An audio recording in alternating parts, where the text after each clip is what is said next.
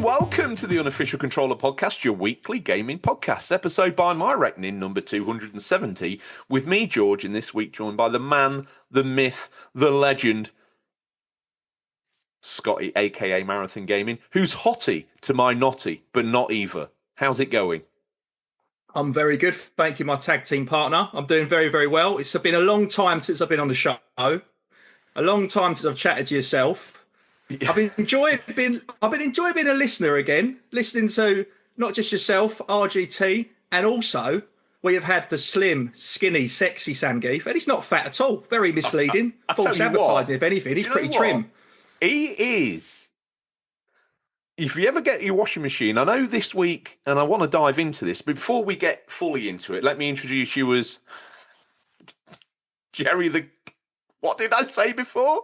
Jerry the Marathon King Gaming. Hold on. It was Jerry the... Marathon Gaming. Jerry the King Yeah, I don't even know anymore.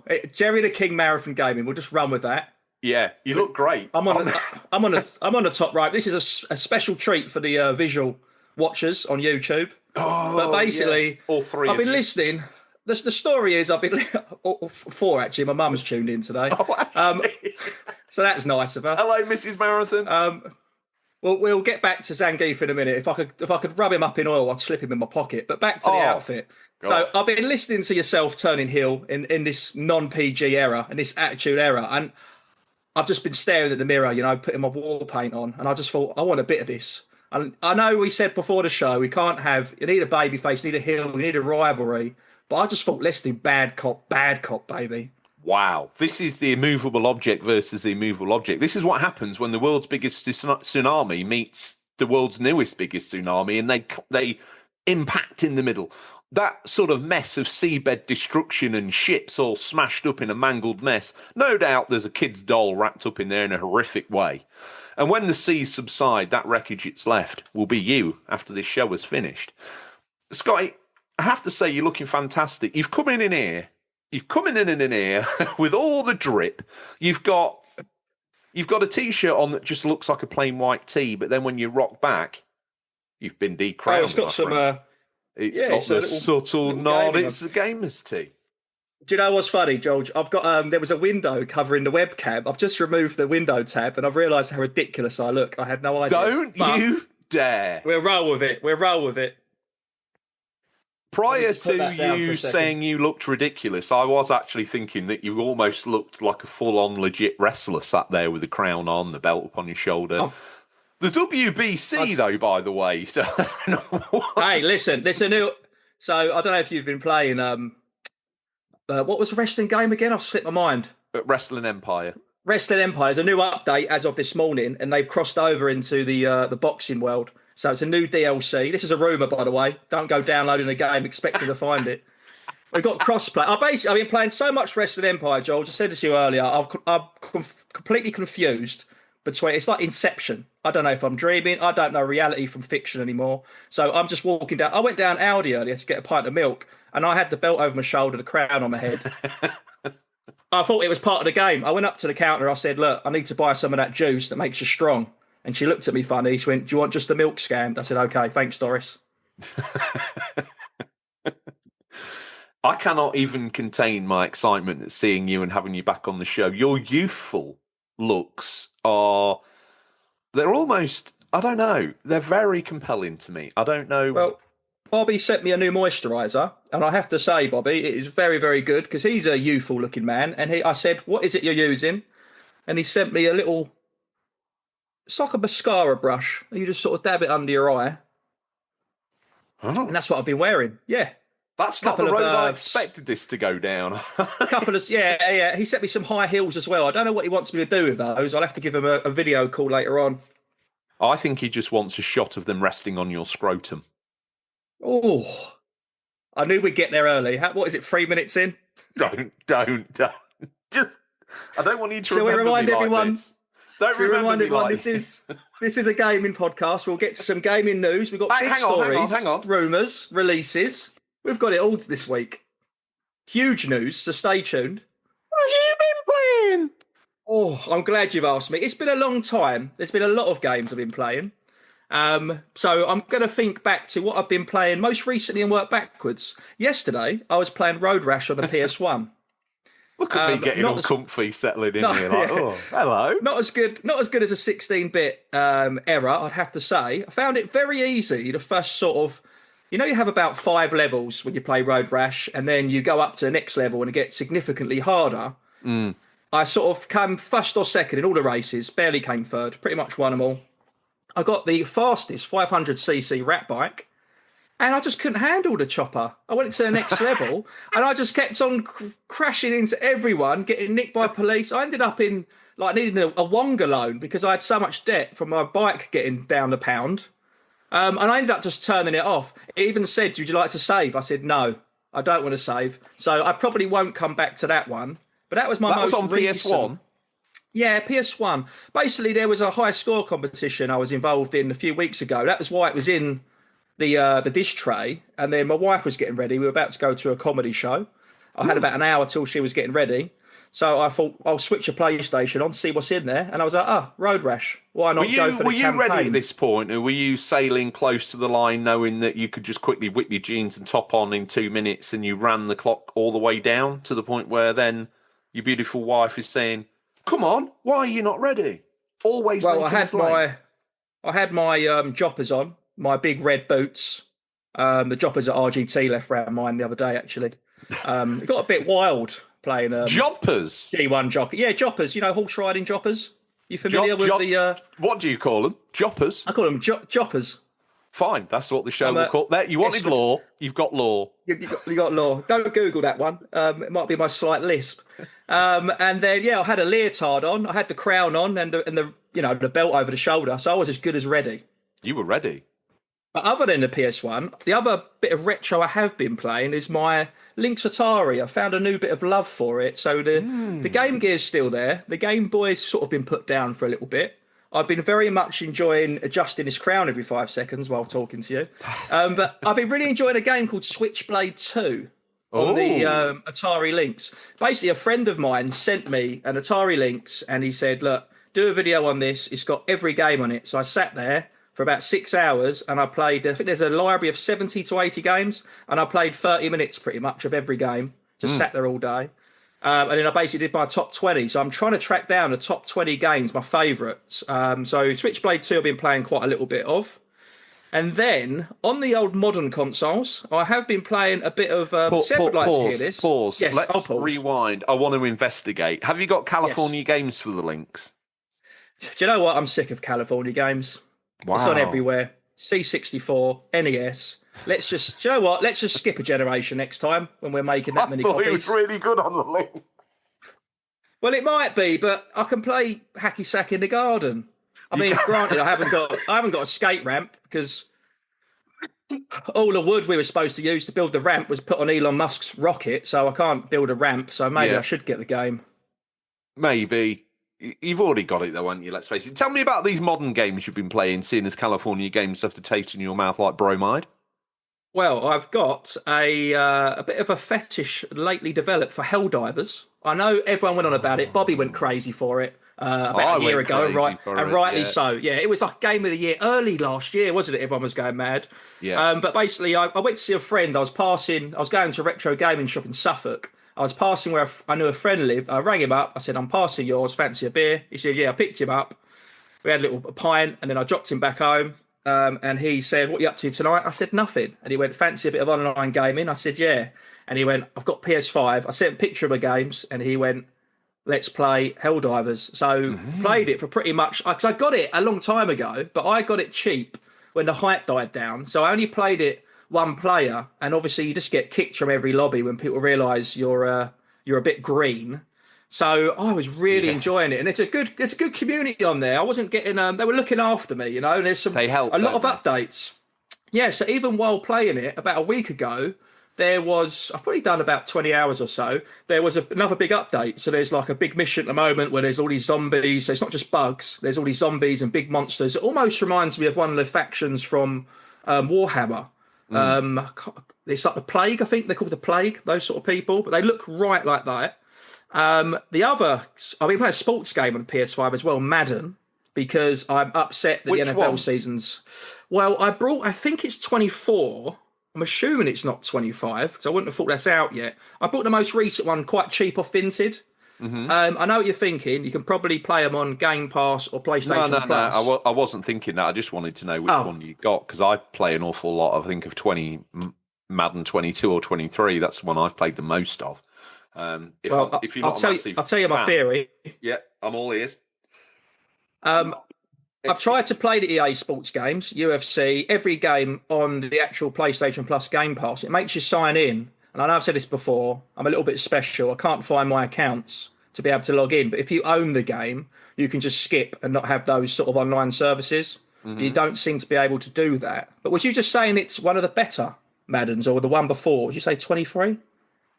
I don't know if it's better or not. I know that the first one that launched on PS5 was a bit sort of glitchy. They always are when they make that transition, aren't they?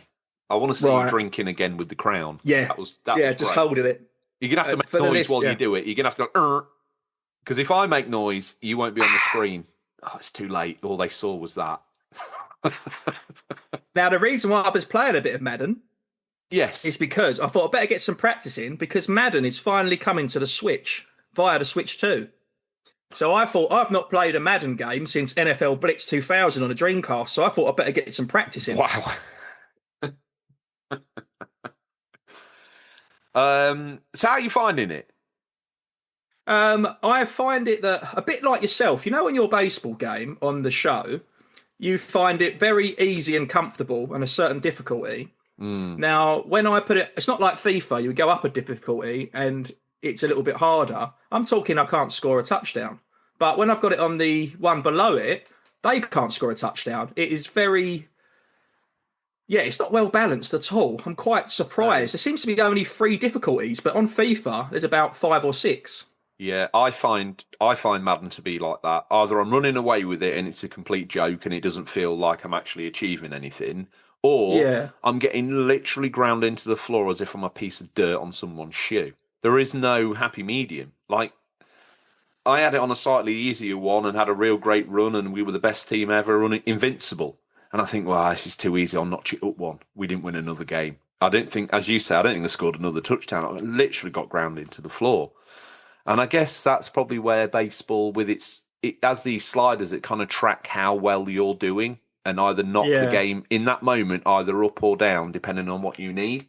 Whereas I've not experienced that in Madden. It's either, as you say, a cakewalk or like the toughest game you've ever played in your life, like the Demon Souls of sports. Yeah, it really is. Yeah, it's a good analogy. Yeah. It really is. So other than getting your balls ground into the dirt on the touchline, what else has been casting you happy pixels across your eyes?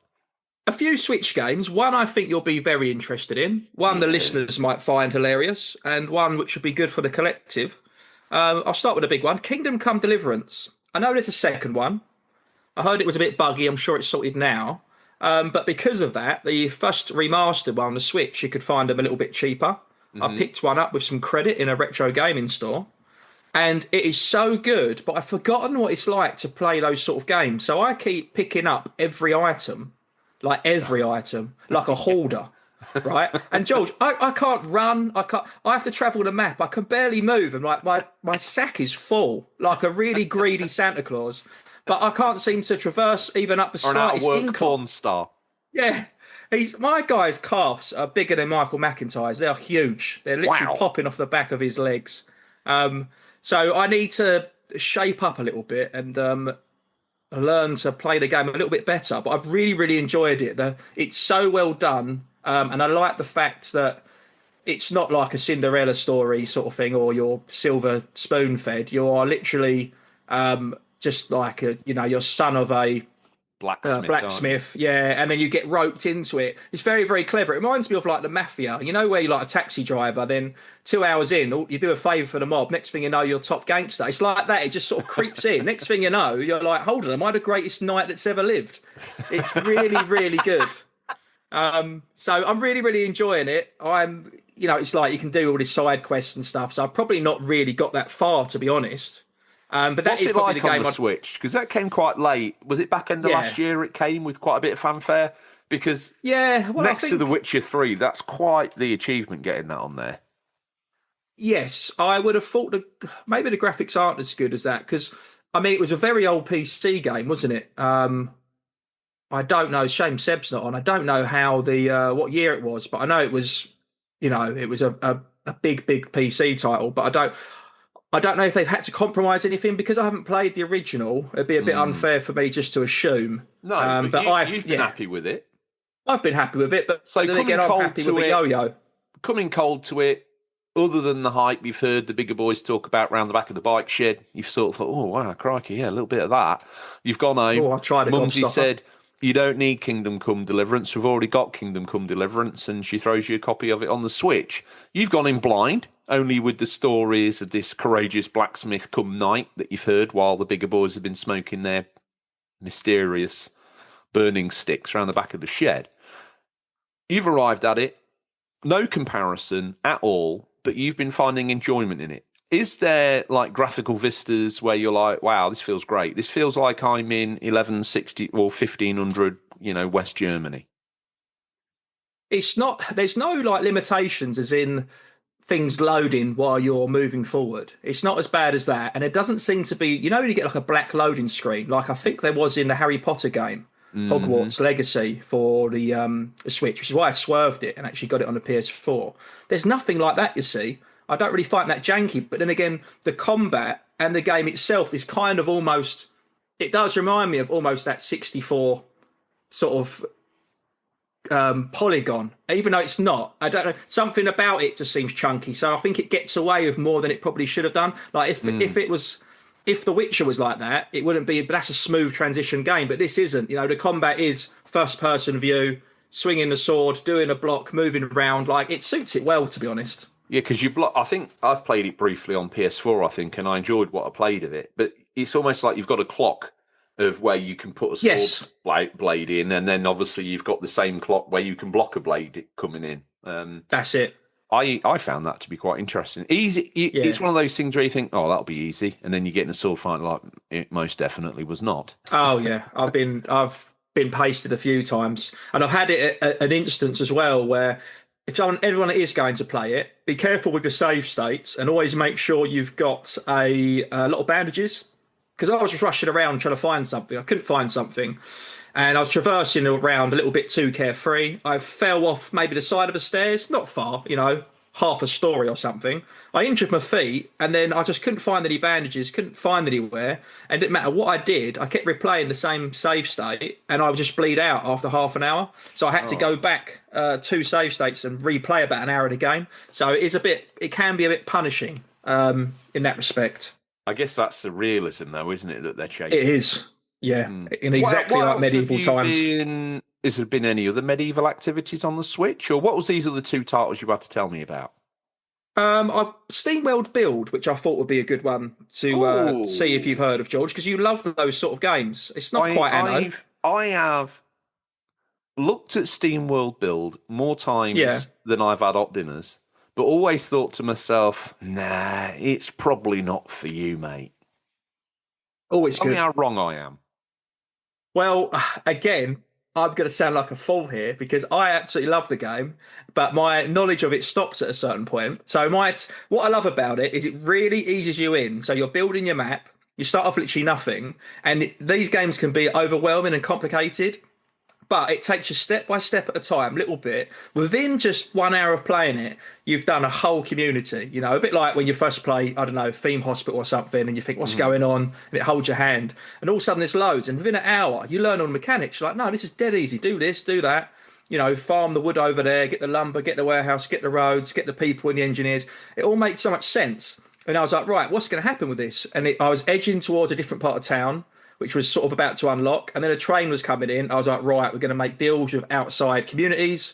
I'm going to have to build an army up. This is interesting. Where's it going to go? Next thing you know, I've forgotten it's a SteamWorld game. So we've gone underground. And basically, there's a whole another mechanic inside of the game where you're mining resources. So you could be losing on top, but then winning below and vice versa. So I went downtown, baby.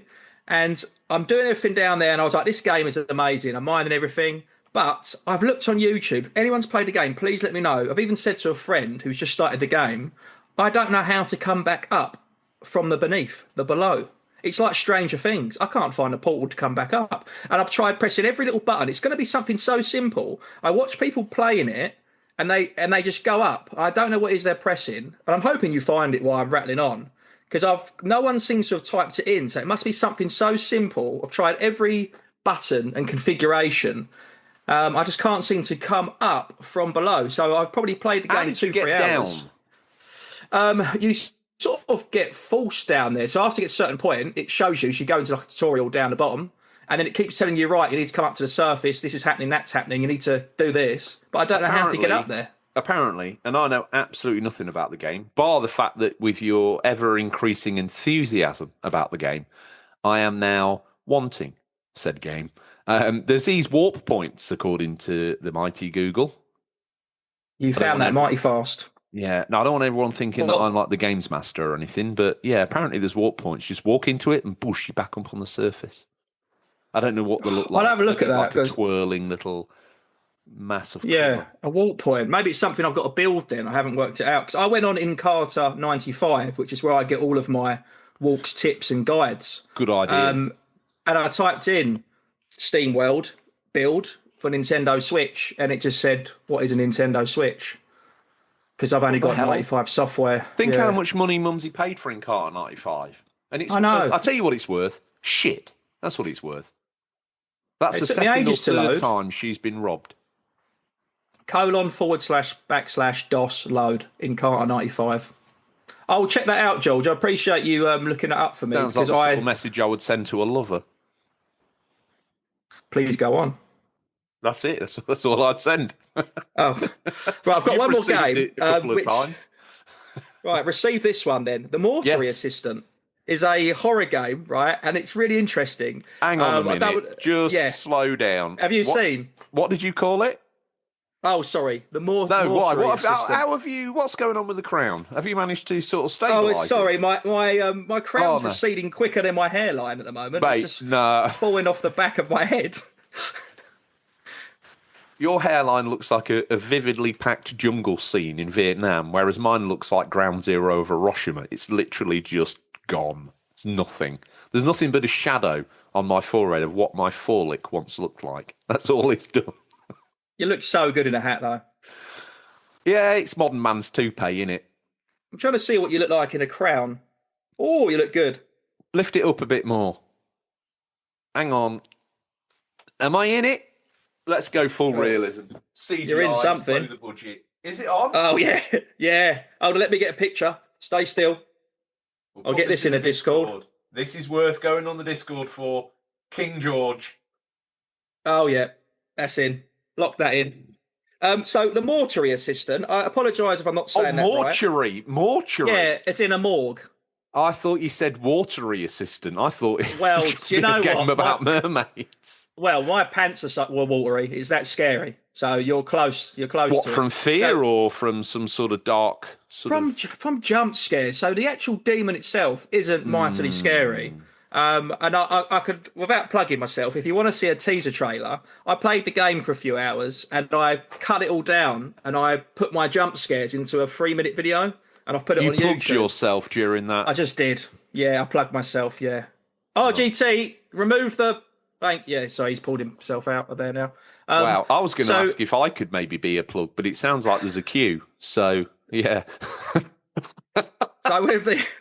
I was going to lead us down a path, and I'm not sure if we can return. So I'll stick with the game for now. So the Mortuary Assistant, basically, it's a very, very good sim game. So you're working in a morgue, which is really interesting, and you're literally performing the autopsies, doing everything correctly. So you've got it's like you're watching NCIS or CSI. It's really interesting. So you're working in the morgue, you're preparing these bodies, autopsy, etc., and then things start to happen. And there's there's jump scares in it. There's scary things that happen. There's a demon that comes out and sort of bothers you all the time. But the reason why it's so jumpy is the game itself is so good as a standalone title that you forget it's a horror game. So 20 minutes to pass, you'll be doing an autopsy, humming to yourself, then all of a sudden the lights will flicker and there'll be like a ghost in the corner of the room, and you forget you're not playing a sim. This isn't a sim hospital game. This is a horror game, but you keep forgetting. It's very clever. Like every 20 minutes or so, something severe will happen, and I have screamed my head off. And I tell you what, it is a funny video. So if you do want to check that out, head over to Marathon Gaming on YouTube. It's about 10 videos ago now. But yeah, while I should have been working yesterday, I got caught up on the slew of great content you've got on your own individual channel, aka Marathon Gaming, and nothing makes me feel more comfortable, more at home, more like I've got a friend round in the living room and we're just talking games than I get when I go on YouTube. I type in Marathon space gaming. That's not the stuff with stars in it. I'm just making sure you know that it's not all one word. Okay, then I pressed enter. Came up with some videos. A guy who was running a marathon playing Game Gear. That's not my guy. That's not him. Scrolled down. Could have been. There he is. He's escaping his own symbol, holding a Switch and maybe a NES. I haven't looked at it in detail, but at distance, that's what it looks like to me. And just to see you there talking to me about childhood memories, about video games, about your never-ending slew of pickups and your, what I would call, globe-trotting stories and journeys that you go on. Like I'll click on a video, all of a sudden there's Scotty in Bognor Regis. I don't know how he has the time. I don't know how he finds the funds for it. But there he is in Bognor Regis buying up every unopened Game Gear game that's ever been made. And he's probably done a mega deal. He's smiled at the guy, he's winked. Yeah, he's that kind of player. I'll give him everything for nothing, to be fair. And he's walked out having paid 30p. What does it feel like to be that guy? Well, I tell you what, I don't know if you've come across it, but to be that guy, it feels slippery. It feels... I was going to break into a Grease Lightning song, but I forgot the first line. Hi, dramatic baby. I don't know if you've come across it, but I've been doing a bit of a competition. This is a little exclusive for our listeners to check out. Is this a new game competition?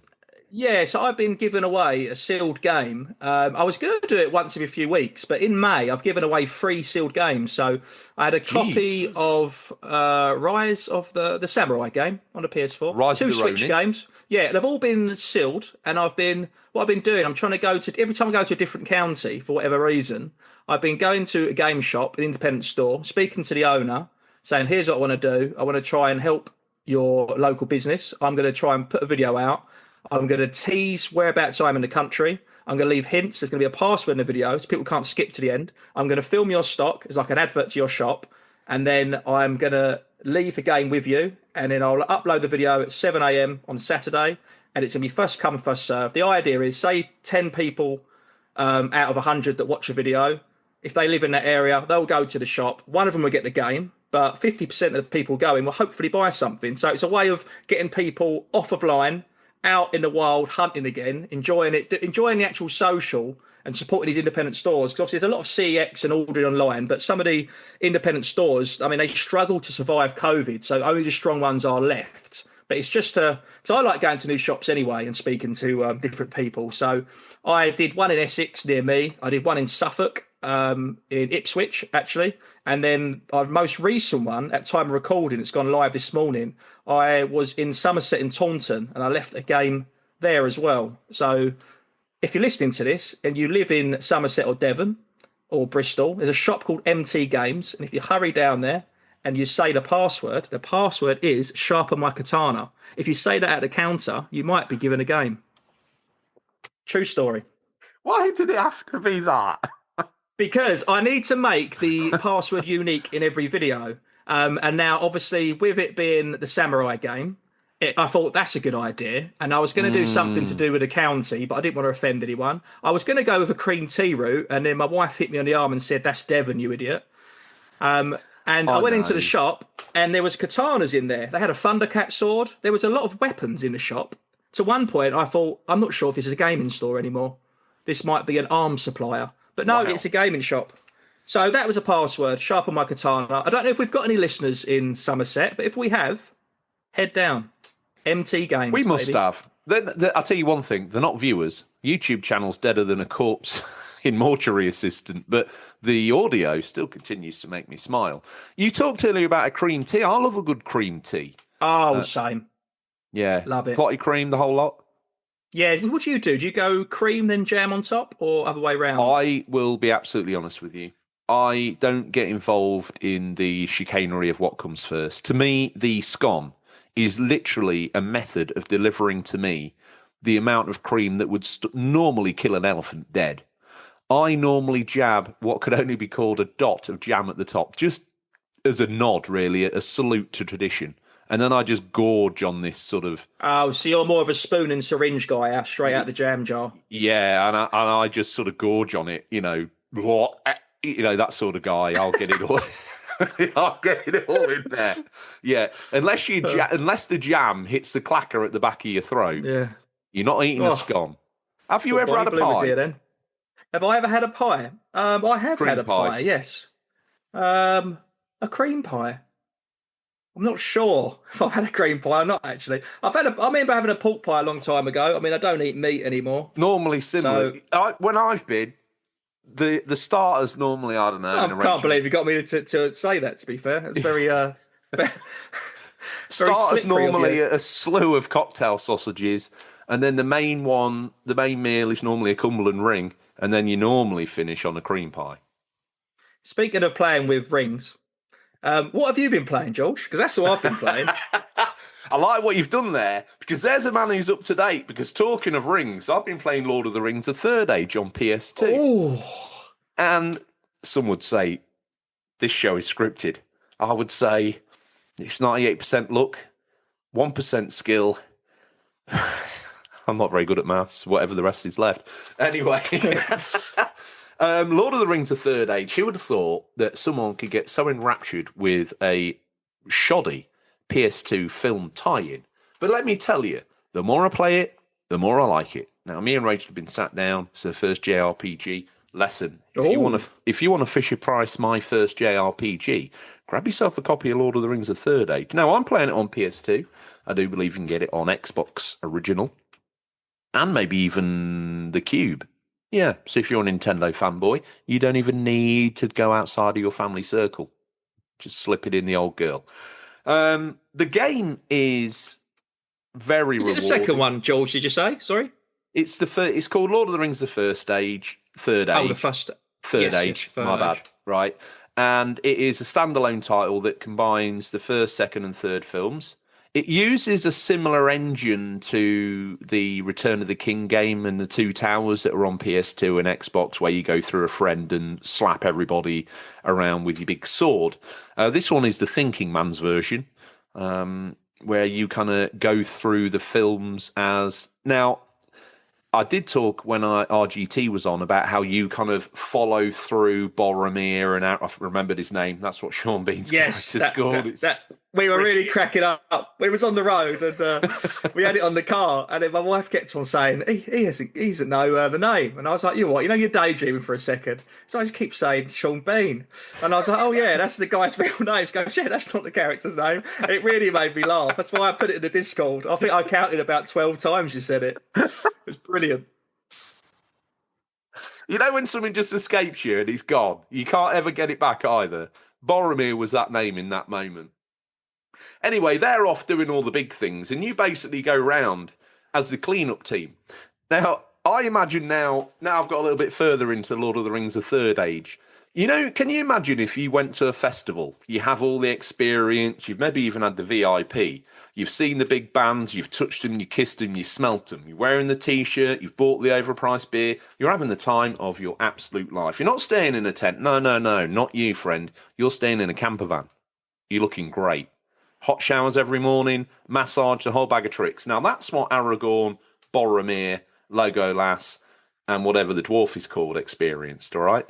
There's one for you, Mrs. Marathon. Right? There's that.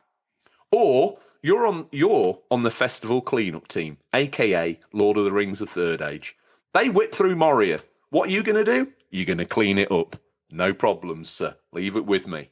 Off we go to the Two Towers, Helm's Deep. What are you going to do there? You're basically the litter pickers.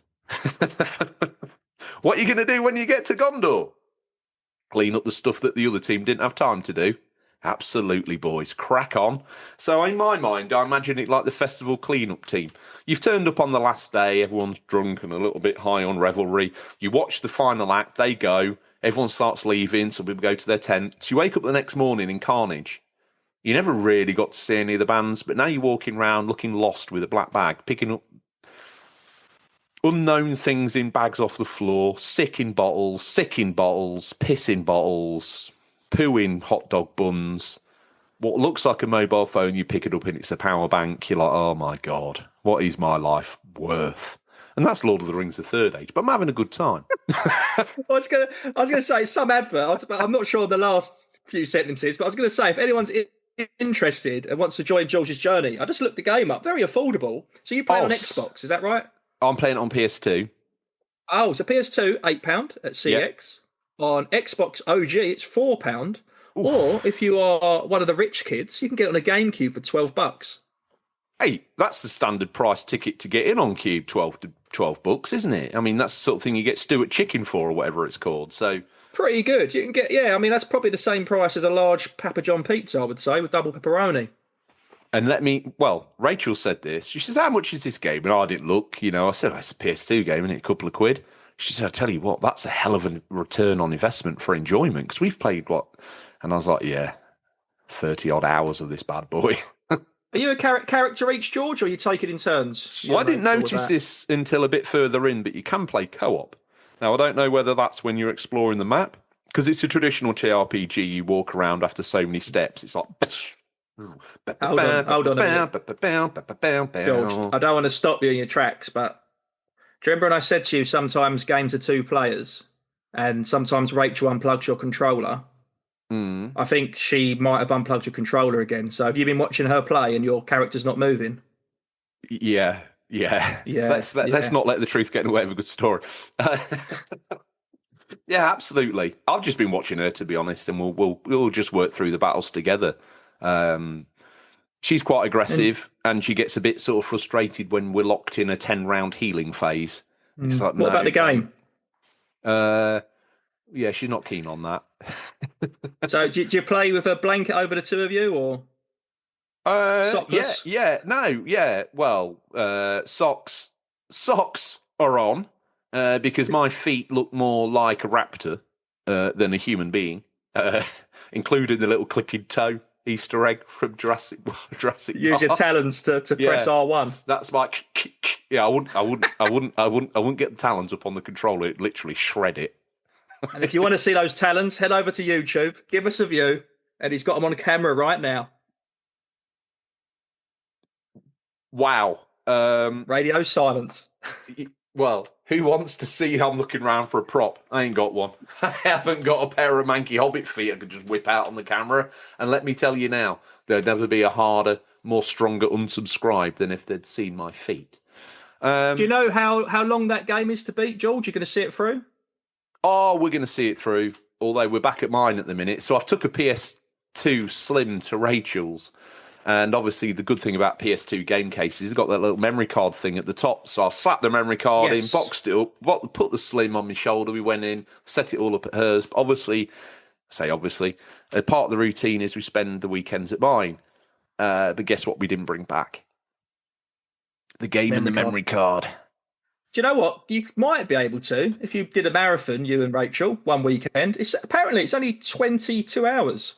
But I mean, that's good gamers, so it's probably 30 hours for me and you, to be fair. Yeah, that's not bad. I posted up the other day, I think that we'd done 11 hours. I think that we're already into, Gondor and all that sort of area, so I shouldn't think there'll be much long left. But one thing I did know, and if you're a JRPG kind of guru, you'll probably sort of realise that this is just the way they go. But they've just ramped it right up in this last third act, really. And it's got a Right. bit, the amount of healing phases that we're having to go into. And it's not as though we've missed stuff or we haven't put the right armor on. We're literally going through every fight, they drop something. And then you have to go through and see if it's got better stats. Normally it has. See, characters literally, every single fight they're in, they look different because they've got a different sword, a different hat, but it's slightly more armor, so you're going to use it. What else have we been playing? Oh, mate. If we've got any budget left, you better get me checked into the Priory. Because I've heard talk of Balatro. I've heard people talk about it. Oh. Much like you earlier when you were around the bike shed, you heard the bigger boys, and I was like, oh, do you know what? It's come to PlayStation. It's free. I'll download it, see what all the rhythm's about. Downloaded it. My first thoughts, this is drivel. I don't know what everyone was getting hyped about. Same, George. Same, yeah. I'll have one more go. All right, got a bit further, got a Joker. I don't really understand what that is, and I don't know what tarot cards are. Spoiler, I still have no idea what the tarot cards are. But no, okay. New run, start again. I feel, 300, easy, small blind, done. Next one, yeah, fine, done. Yeah, grab a Joker. Oh, yeah, it's a cheeky one, isn't it? Oh, high roller. Yeah, oh, look at me. Get a bit further. New run. Oh, I'll have one more go. Mate, 4 a.m. Georgie needed to go to bed. What a 4 a.m. state to get in. Balatro, dangerous. What was your beverage or snack of choice to get you through to 4 a.m.? Nothing. Balatro. Just raw dogging Balatro. Get on board with this, and I don't know what the listeners think about this, but I am currently in a shunning coffee phase. I thought to myself, I heard on the radio, tea's dead, no one's drinking tea anymore, and I thought, oh, hang on. What radio is this? I don't know. Probably some Radio Lincolnshire. Yeah, Radio Lincolnshire or some sort of bloody, Civil War enactment thing, LBC or some drivel like that, where they say the most outrageous stuff. Tea is dead. Tea is no more. No one's drinking tea. I went, hold the brakes here now. Not on my shift. Not on my watch. Not like this. Tea ain't going down like that. So I've been drinking a hell of a lot of tea. Coffee's my secondary drink now. The only disappointment with tea, and I think this is why it's dying, is at home you can make yourself a brew. And it's like, yeah, got myself a brew. Nice and simple, no problems. Tastes decent.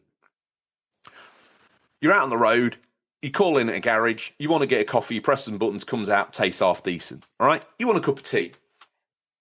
You got to go to that same machine that's got coffee dripping out of it, syrup dripping out of it. Looks, if you ever got down on your knees and peered up at the spout of a Costa machine, let me tell you don't want to. There's congealed milk in there. There's a dead rat poking out at you. There's a small collection of feral children in the drip tray. Gerbils. Exactly. No, George, you might be Attitude Era, but you're not that attitude. Simmer down, okay?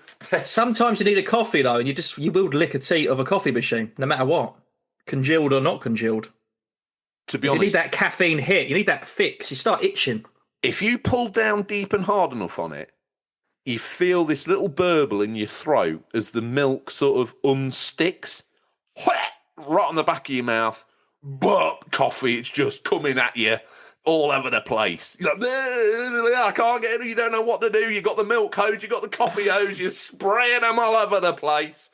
You're watching that on mute and your mum comes in. She's like, oh, really? I thought you were off the hub. Yeah, no. Get the PS4 VR out. We've lost the audio listeners. They've all migrated to YouTube to see me fighting with a 10-inch schlong. Anyway, you go in these places and you get given what can only be described as the most anorexic tea bag you've ever seen in your life. It's tiny, and to make sure it doesn't drown, it has a rope attached on the back of it. That's how weak this cup of tea is.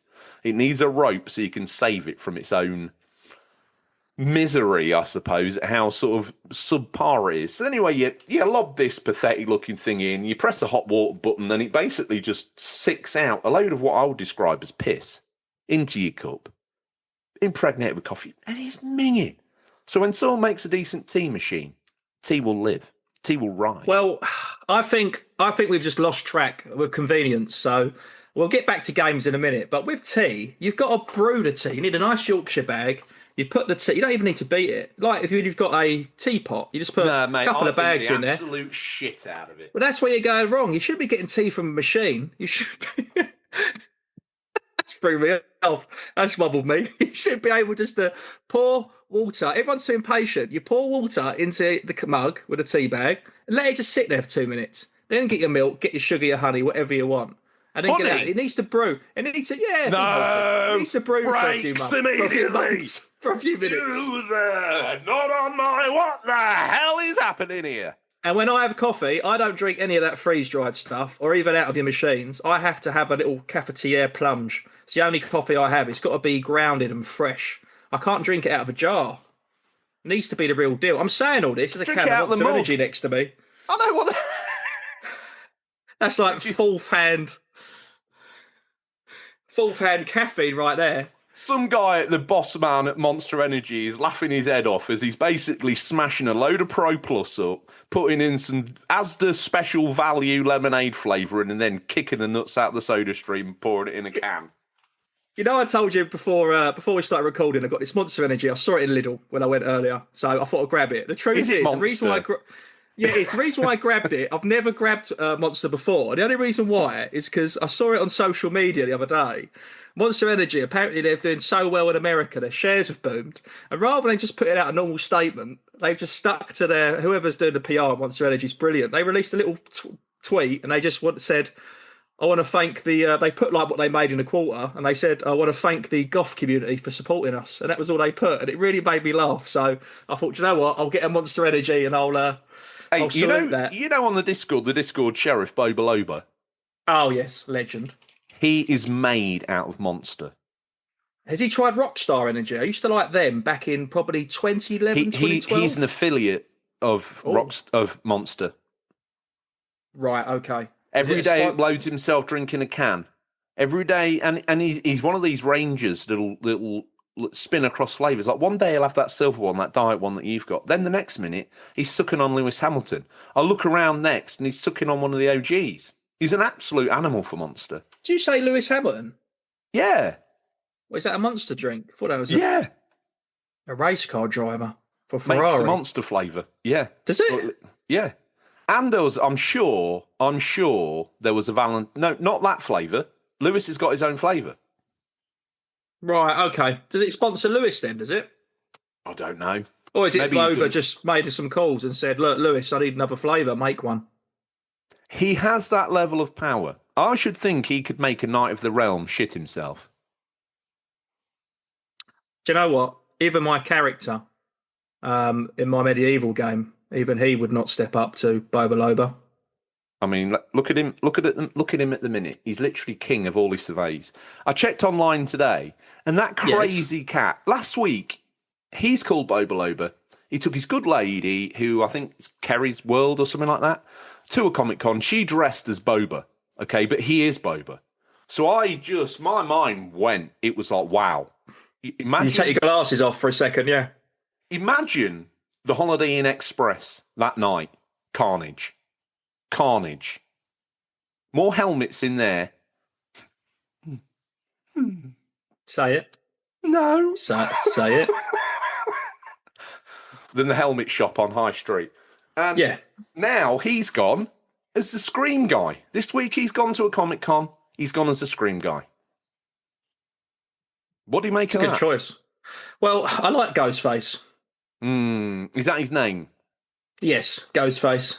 It's quite simple, really. It's a ghost. Yeah, I think we all did, I feel like. I remember a time going back now to Little Marathon Gaming. I was trick-or-treating one year, and obviously it was all the rage, the Scream movies. I knocked at one lady's door, and she went, I've just given you £1, bugger off. And she slammed the door in my face.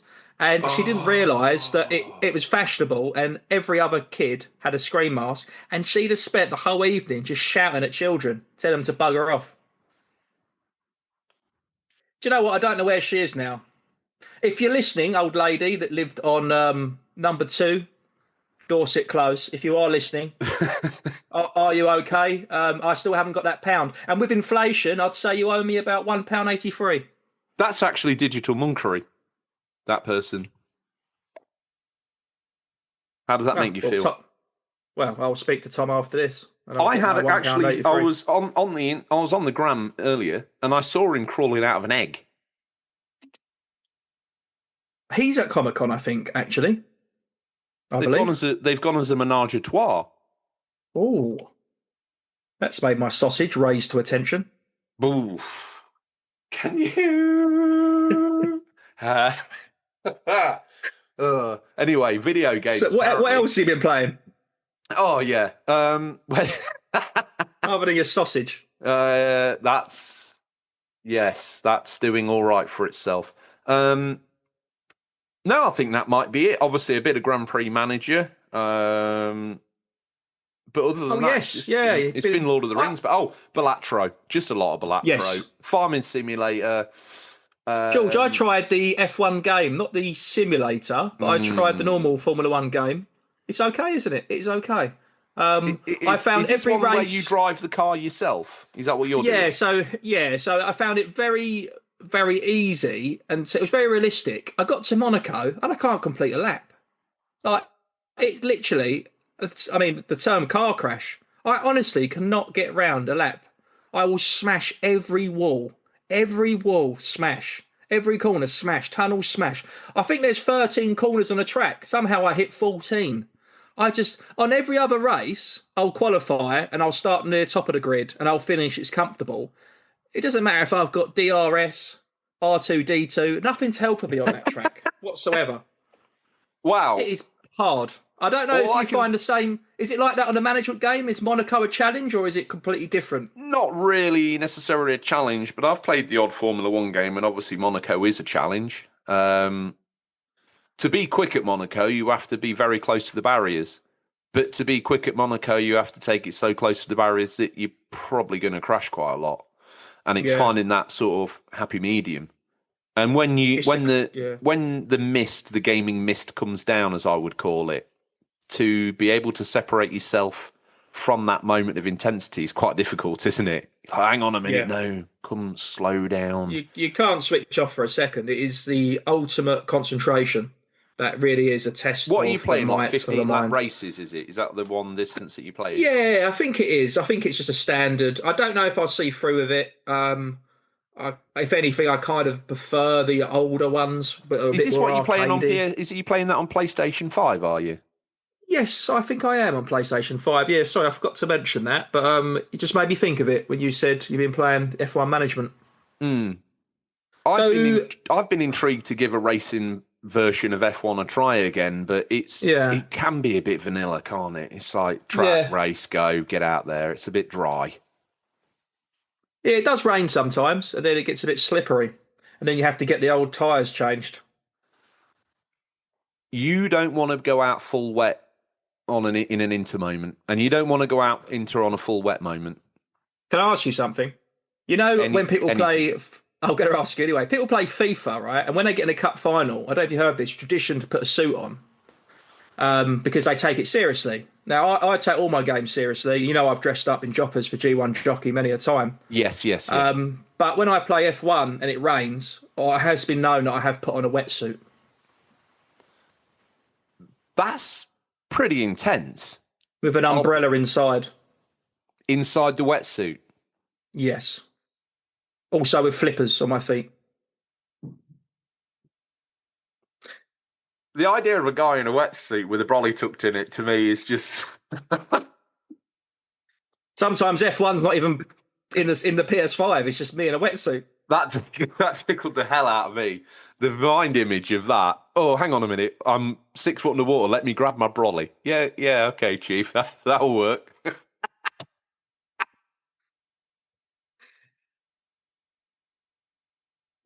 Right, we've had a laugh for a good hour. I think we should give them some gaming news. Has it been an hour? Bit of a run. It has. It's been fun. It's been very fun. All filler, no killer. Give me some gaming news. All right, I'm going to hit you with some. So hang on a minute. You first... Yeah, go on. Sorry, Georgie. I'm legally obliged to say we've scoured the very darkest regions of the internet to bring you the latest stories. First up, and Scotty's like the Trevor McDonald this week, except he's just not wearing a suit. Hold on, let me get. Where's my news reading crown? Can you still see me and hear me? Okay, George. I'm just at the news desk in a minute. Jerry the King Marathon. That was the name we had at the beginning. Don't overthink it. That was it. Don't overthink it. That's what happens when you get put on the spot and put under pressure. Pressure's for tyres. Well, this is big news for everyone. So, I mean, this show is going to drop at normal time, normally on a Sunday. This week is the Switch 2 release week, which is very fun for us. Wait, what? Yes. Is it? What day does it come out? I think it is. I think, is it the 5th? 5th? Is it come out on the 5th June? I don't know where my voice has gone higher, but I think it's 5th of June. Well, you're excited, aren't you? That's what happens seconds before climax. Exactly. Yeah. It's not much of a climax. It's more of a dribble now. But the 5th of June it comes out. That's what I'm saying. Well, I've got one on order. That means I get one on the 5th of June as well. Well, I'm out of the country when it drops, so it's being delivered to a friend, luckily. But it's good news for us in Europe and America and wherever you're listening to this. However, if we've got any listeners in Japan, it might not be good news because apparently Japan are really struggling to meet demands. Like, they really, really are. So they were so concerned about how many people that have said they haven't got a copy. Nintendo Japan did a poll of everyone that wanted a Switch. They did it on their official account on Twitter, Nintendo Switch 2, and they did an official poll of who wants a Switch and who has one and vice versa. And apparently 59% of people, more than half, don't have a Switch pre-booking. So they are massively under the numbers. And what's weird is you think it would be maybe America and then Europe or Australia, but you wouldn't have thought Japan. You think it would be bread and butter for them, but for some reason, I think they focus so much on the rest of the world with politics and tariffs. I think they've forgotten their own people, and it's a real struggle and a real worry. And I don't know, George, how it's happened, quite frankly. Well, I would say it's happened because one probably could argue that the bulk of their sales come from those two large regions of Europe and America. We're predisposed to it.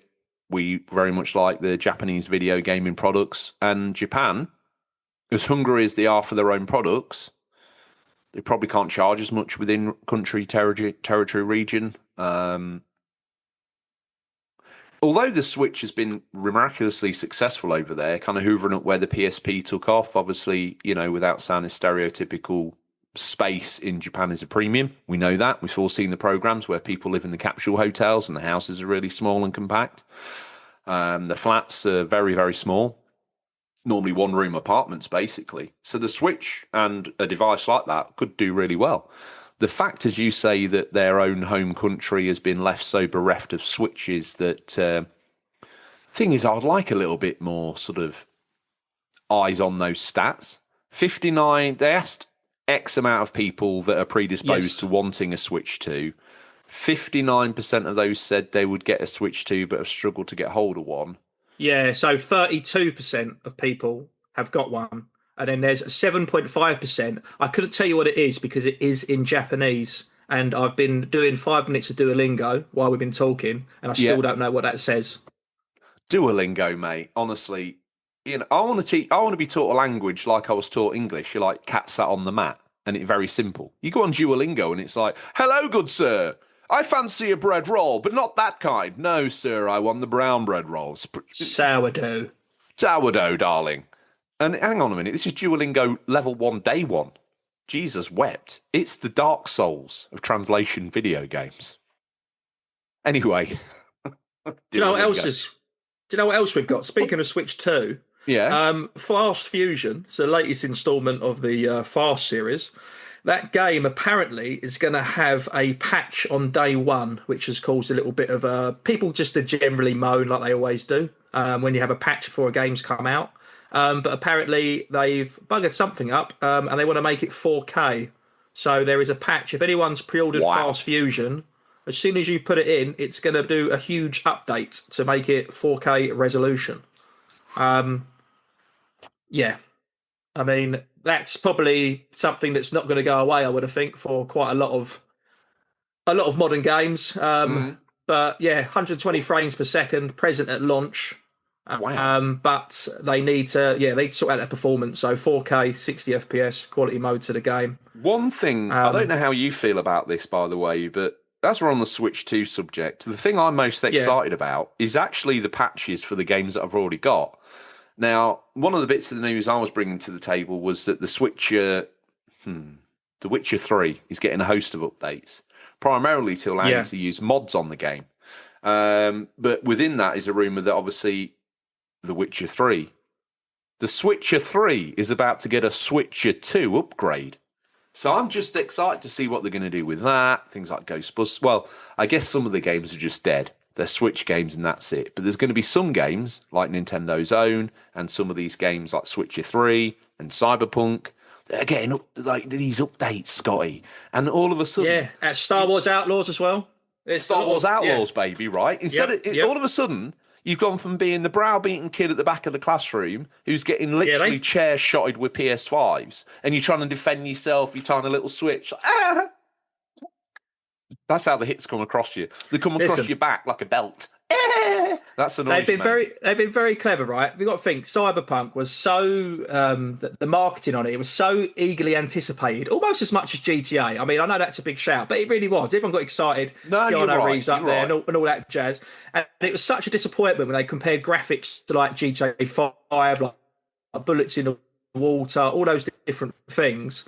And Nintendo have they've sat quietly at the back of the classroom and they've gone, yeah, that's right. You guys keep moaning. We'll fix it and we'll put it on a Switch. We'll fix the game for you. Don't you worry. They're letting everyone play it. Updates have come. Some people are stuck with it. It hasn't quite happened. A bit like that game that launched for the Xbox, Starfield. A bit like that, not quite live up to expectation. Yeah, and Nintendo have been very clever here because they've got a big boy game from a big boy console and they fixed it. If that isn't a knockdown to Nintendo, I don't know what it is. That's a 10-8 round for me. PlayStation. I'm impressed. I'm impressed. In fact, I'm hyped for it coming to Switch 2. In fact, I think I pre-ordered it, right? But what I really want to see is the Switch 1 version of Cyberpunk 2077. It'll be 70-hour campaign and that'll be with 35 hours of loading screens. Yeah. What have I played that's... Oh, I'll tell you... Cloudpunk, is it, on Switch? God, it's awful on there. I imagine Cyberpunk would be like that. There's a game coming to PS5, George, which I really wanted to talk to you about because it is a cult classic and it's right up your street. Now, this may go over your head. You might not be aware of it. Is it Microsoft Baseball? Better than that. It's Backyard Baseball. Backyard Baseball 97. Yeah. Are you aware of this? Why? Well, I caught it out of my corner of my eye the other day. I was like, baseball? Hang on. Yeah. Nah, can't. Nah. What is this? So basically, this was on PC, was a huge game, and it's got, like you say, a cult classic. Everyone says it's one of the best baseball games. A bit like with American... I'm joking aside, right? So, like with NFL, and you get your main titles with Madden, for example, right? Everyone was excited for college football. And the reason why everyone was excited for it is because they want that bit extra graphics and stuff. Now, I don't know if you remember, there was a game on 360 called Backbreaker, and it just did what you kind of wanted a Madden game to do, and it delivered it. A bit like the whole Pro Evo and FIFA. It splitted people. Some people want the official. Did Backbreaker have those ones? Have that scene in it like Batman Arkham Asylum, where if you break someone's leg or something, it kind of zooms in on it? I remember Finster Gamer being in. It might be that game. You have to let us know. It took it another level. Yeah, it took it another level. It's a bit like because. Some people like, what is it? There's almost like a Warhammer version of American football where it's like turn-based. I remember what that is. Blood Bowl. And that is fantastic. It kind of brought those two worlds together in a weird way, even though a completely different game. But anyway, I digress. So, Backyard Baseball 97, I think it's been re-released on Steam and mobile, and it's done so well, and so many people have played it, that the developers are saying... they're going to get this on the PS5. It's a strong rumour. It's such a strong rumour that they're saying an announcement is coming very soon. There's a lot of talk about it, George. There's a whole article I'm just flicking through now, courtesy of GamesRant.com. GamesRant.com. So check that out. I saw that story on Push Square. Oh, but it was on Push Square, Push Triangle, all the shapes. PC via Steam, iOS via App Store, Android via Google Play, but soon to be on your PS5. Now, George, I've seen some screenshots of the game. It looks a bit like a Wii game. Is it that good? I don't. To be honest, mate, until I saw the article the other day, I'd never really heard of it. I shall go now, for the sake of clarity. I shall go backyard, wasn't it? Backyard baseball game. Wow. Oh wait, hang on a minute. Now you're interested. The character looks a bit like I might have this on Homebound on the Wii. SNES. No, you haven't. It can't be. Really? It looks. I think it looks like something that you. But Is it called backyard let us know, baseball? guys. Yeah, Backyard Baseball '97 though. There's probably been copies of it. I would have thought because it did so well. Probably some bootleg versions. You know what Ray's like when he pulls up? He opens a boot, doesn't he, and starts offering you Backyard Baseball '99 with some of them blue movies. Yeah, I've been in them all, and I've seen them all. What I've got another. What are you supping on there? I've got it all. I've just thinking of Bo Balobra. I've got the Monster Energy drink, and now I've got the Pepsi Max Cherry. I'm making a cocktail in my mouth, baby. With the Pepsi Have you Max played Cherry, Silent Hill 2? You played Silent Hill 2? Oh, mate! Now I know how other people feel on the show. I'm currently. You are now me, and I'm currently. I don't even know what's happening anymore. I'm basically just sort of trapped between being on air. When you get two people, I don't want to be. when you get two people enthusiastic for games with ADHD do a podcast, this is what you get. Welcome to the Unofficial Controller Podcast. Between the two of us, we'll steer somewhere. If you've got ADHD, you got to this point and found it incredibly normal. If you haven't, you've probably smashed your car stereo in. So what was the question here? Backyard baseball. Have you played Silent Hill 2? Oh, that's the question. Yeah, I've played it on sporadically on PS2. I don't think I've ever finished it, though, if memory serves. Well, I haven't played the remake of the game, but everyone said apparently the visuals weren't that much better, which I find hard to believe, but I can't I know that sounds strong, but I've seen, obviously, the trailers and other bits and bobs, and I have partially played the first, obviously, its original iteration on PS2. I think those people who say that the graphics haven't improved, I don't think you've played Silent Hill on PS2 for a short while. It might be as you remember it, but it doesn't look as good as that. But equally so, in a game surrounded by fog, made on a modern console, true, you would expect the graphics to look a little bit better than they do. Well, it's definitely dented a bit of reputation in sales because Sony have listened and they've responded. So they're actually making an update for it, an enhancement, only if you've got a PS5 Pro. So they've said they can't do anything with it on the PS5. That's as good as it looks. But they've said on the PS5 Pro, we can update the visuals. So there's a huge visual update. If you have got a PS5 Pro, re-download that game now because there'll be a patchy batch of updates. That's quite cool. I'm intrigued by that and may actually go down the route of checking out a bit of Digital Foundry to see what the comparison looks like. That gets me very excited. Have you brought any more news to the table? Because this week you are the hunter-gatherer, you are the provider, you are the alpha male, you are the news hound. You've got the word press tucked in your crown. I've got a few more quick bits I want to run through. I'm about halfway through, baby cake. Stay with me. Here's some big. I'm going to pick out. I'm cherry picking the good stuff for our listeners because I don't want anyone missing out. And here's something I found which is going to benefit a lot of people. So this show should air on the 1st of June, I believe, Switch Week.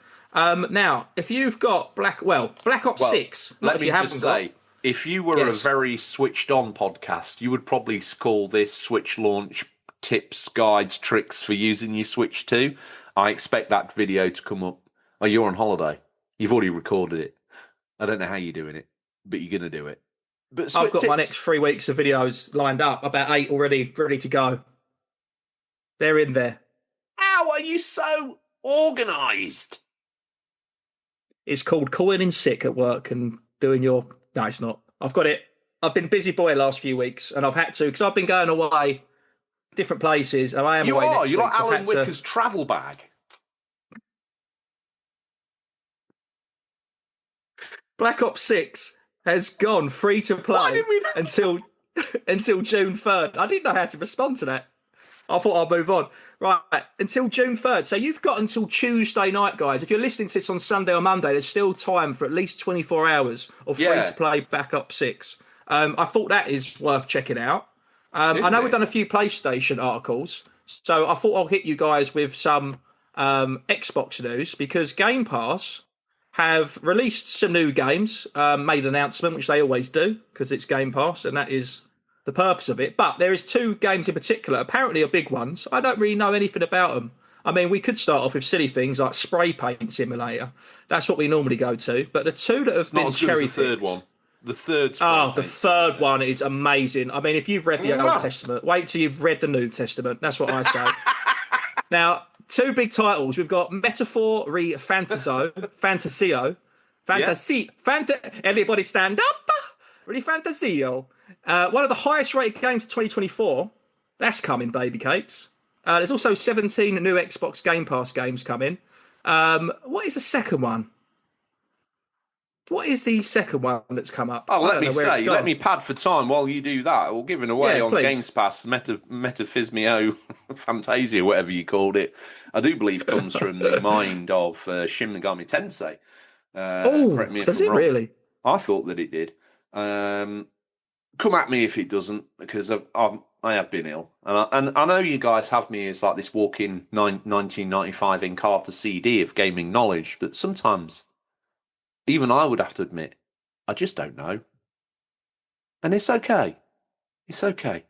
If you're at work this week and your boss asks you, you can just look them in the eye and say, "I just don't know," and it's okay, boss. Do you know what? There's not a lot of games on there. I'll run through them quickly. We've got Spray Paint Simulator. We got Crypt, Custodian, Symphonia, Warhammer 40,000. Or Crypt. Yes. Crypt. CRIPT, as in the Crypt, baby, not a Crypt. Warhammer 40k, Space Marine Master Crafted Edition, The Altars, which is day one release. These are all day one releases now. FBC Firebreak, Lost in Random, The Eternal Die, Rematch, Against the Storm, Tony Hawk's Pro Skater 3 and 4. That's interesting. Yeah. Wu Chang, Fallen Feathers, and Gears of War Reloaded. So there is some bang for your buck. As always, Microsoft never seem to disappoint with their Game Pass games. Mate, speaking of... FBC Firebreak looks great. That's the continuation of the Alan Wake series. Whoo-wee, baby. So it's a follow-on from Control, Alan Wake, and all those games. So they've snuck that one in there. Covered it in grease and slipped it between your toes, like an earthworm. Oh, don't choke on it. If you're very, very, very little doubt of that. Fans of the show, which are fans of mixed martial arts, if you are a UFC fan, it's just a little one that might interest you. If you do play UFC games, UFC 5, they've added a new fighter. It's a featherweight. I only watch the big fights. Sean Woodson. I don't know who he is, but I'm looking at him right now, and he has been added to the roster. EastEnders? That was Sean. What was his surname? Adam Woodjack was Ian Bill. I've even seen Barry from EastEnders do karaoke once. He sang at the Pope's funeral, didn't he? May 29th, you get this update. What is Sean's last name? That's really got me. That's like... what was the Sean you just said? You with Lord of the Rings. Sean Mendes, I think you said. Sean Mendes, yeah, he was Faramir. Right, what else have I got for you guys? Resident Evil 2 director. Wait, no. What was this Sean's name? Hold on, let me fire up Windows 95, Encarta 95, 1 sec. Sean Williamson is Barry. No, it's not. What's his name then? What's the name of the character in this game? How do we get here? Where am I? Who am I?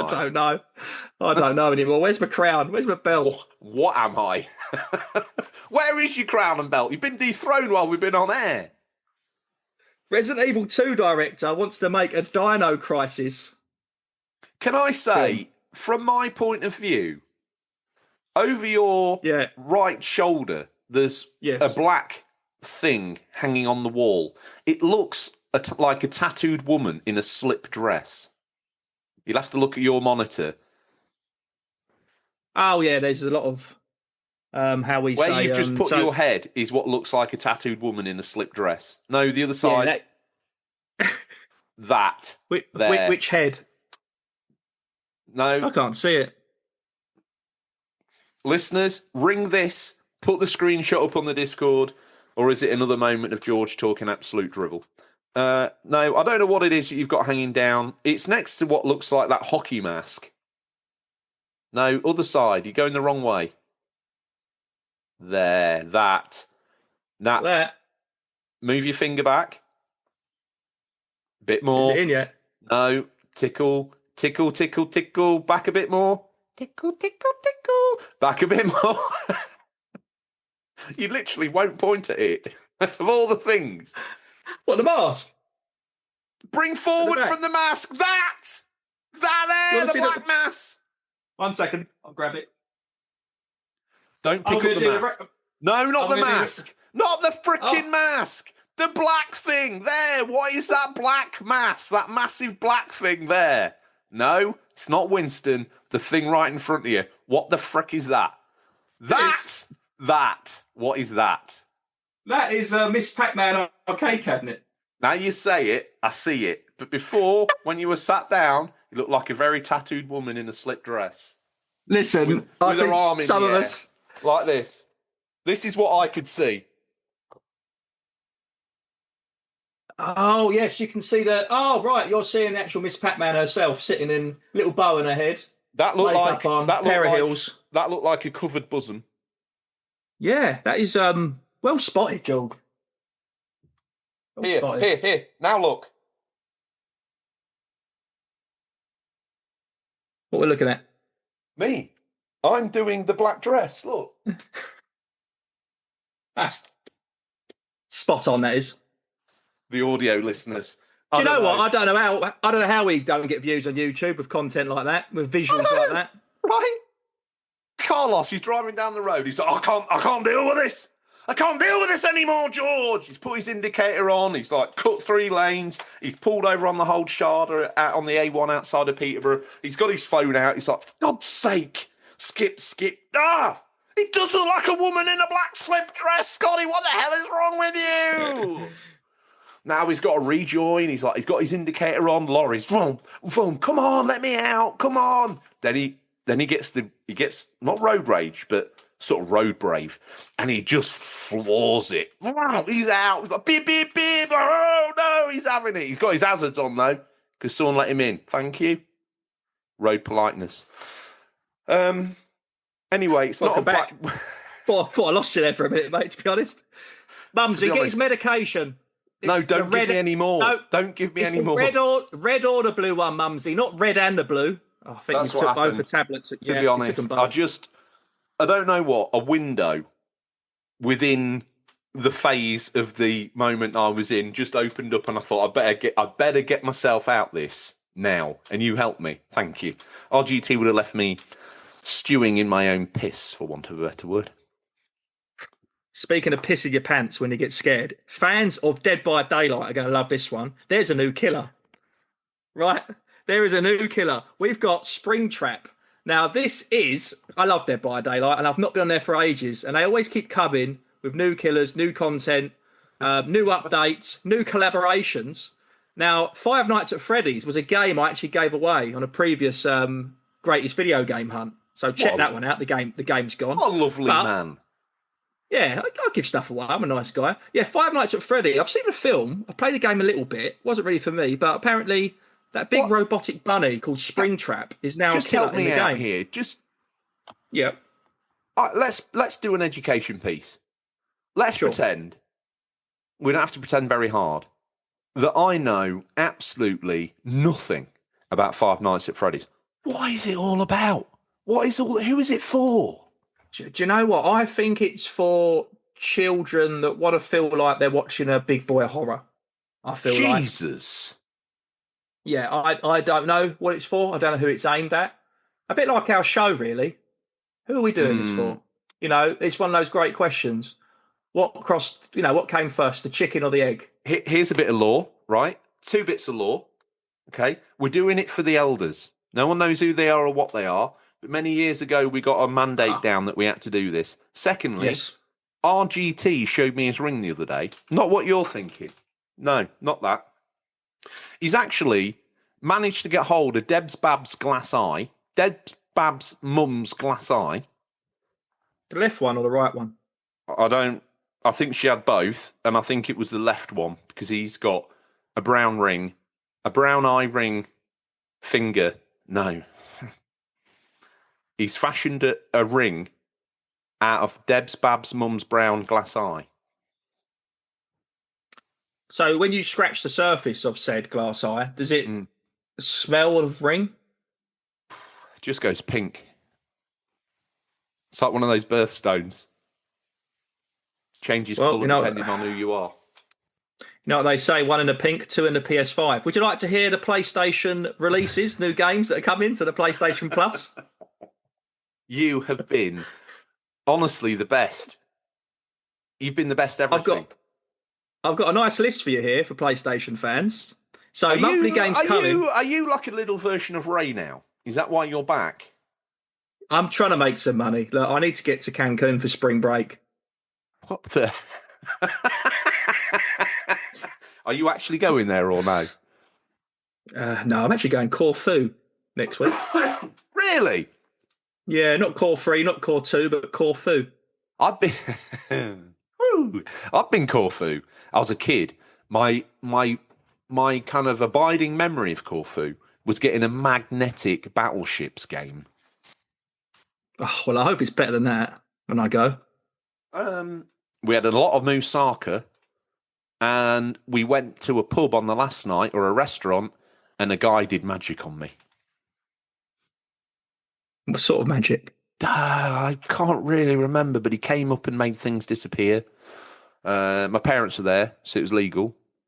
Yeah, a bit like that.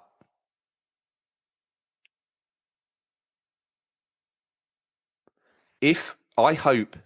Now, the only danger is, because he didn't make noise and we're a budget show. We are. I don't know if you can tell. But Zoom doesn't show the other presenter unless they're talking. So he just performed what could only be described as the greatest magic trick on earth. It was pretty good. I just pray. I mean, it's normally how it makes things disappear, if I'm honest. I pray it made it in. I hope it did. And so anyway, that's Corfu for you. So you're going Corfu? I am indeed. When are you going there? Would you like Monday would you like to come tomorrow? This is why you're in holiday mode, isn't it? And I'm in danger here of getting sucked into these holiday vibes. But I've already got my swim costume on.